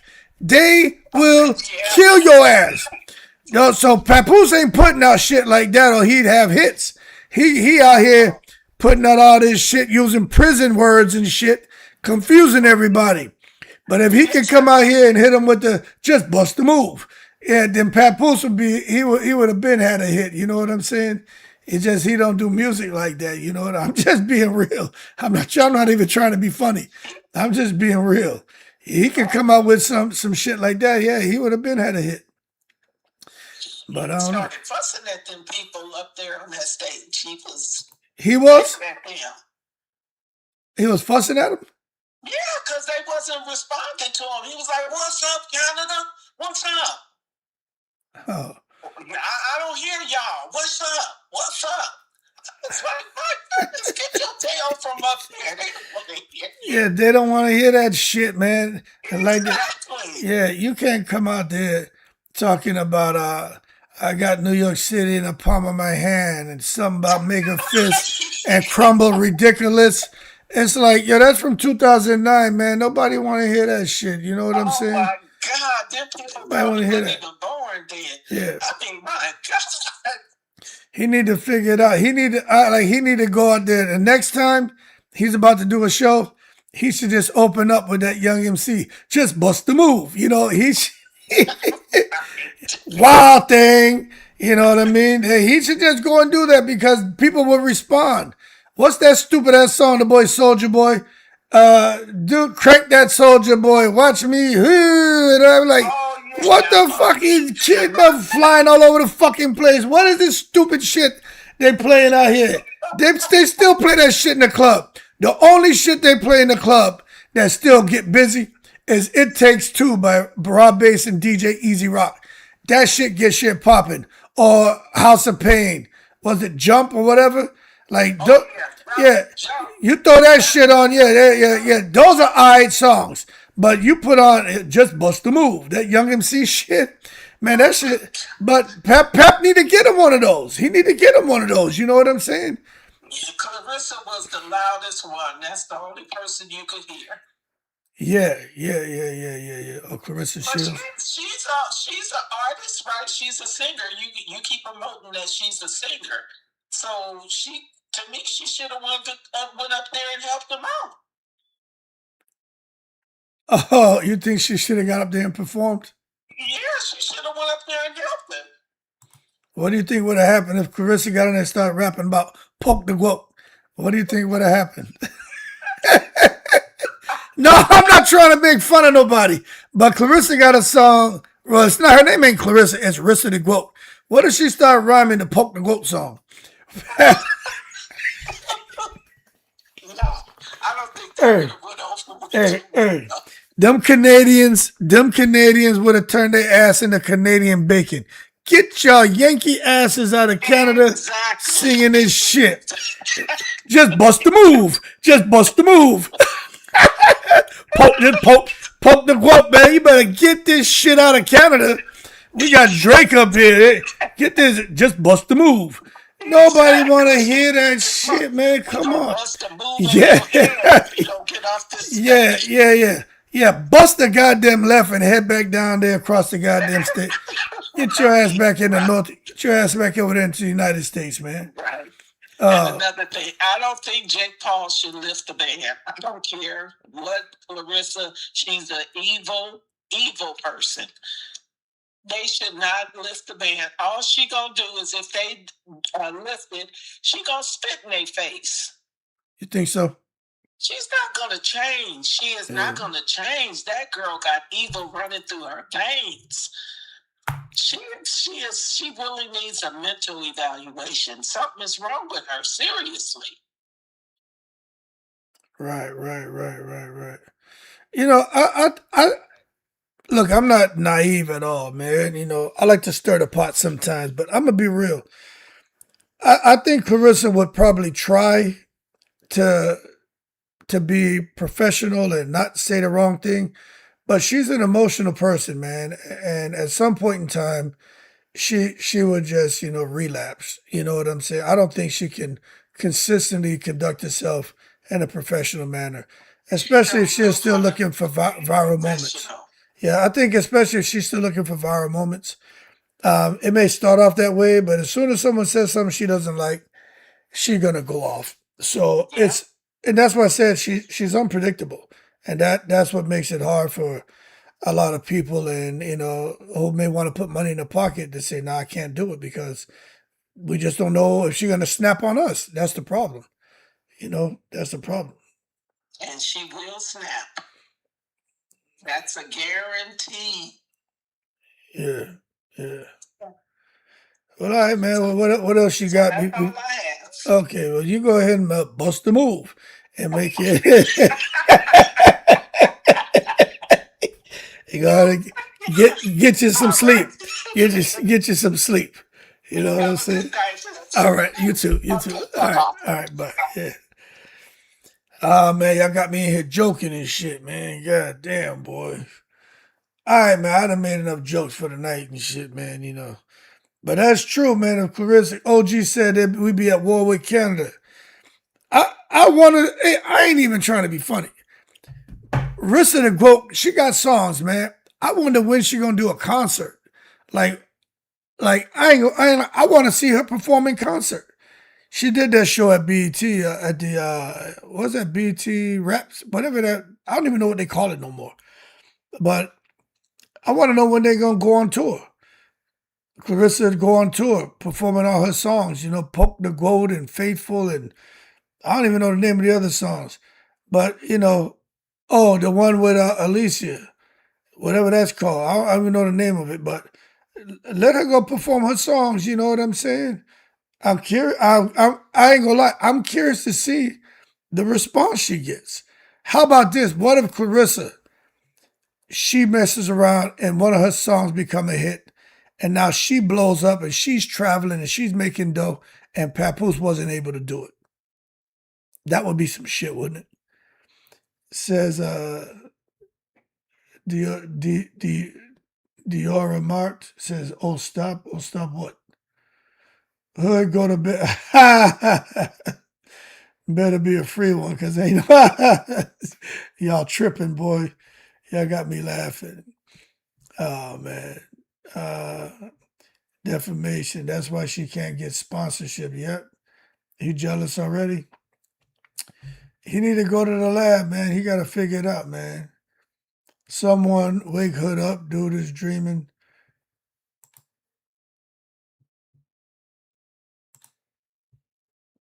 Yeah, well, you know, and now you dreaming. How about that?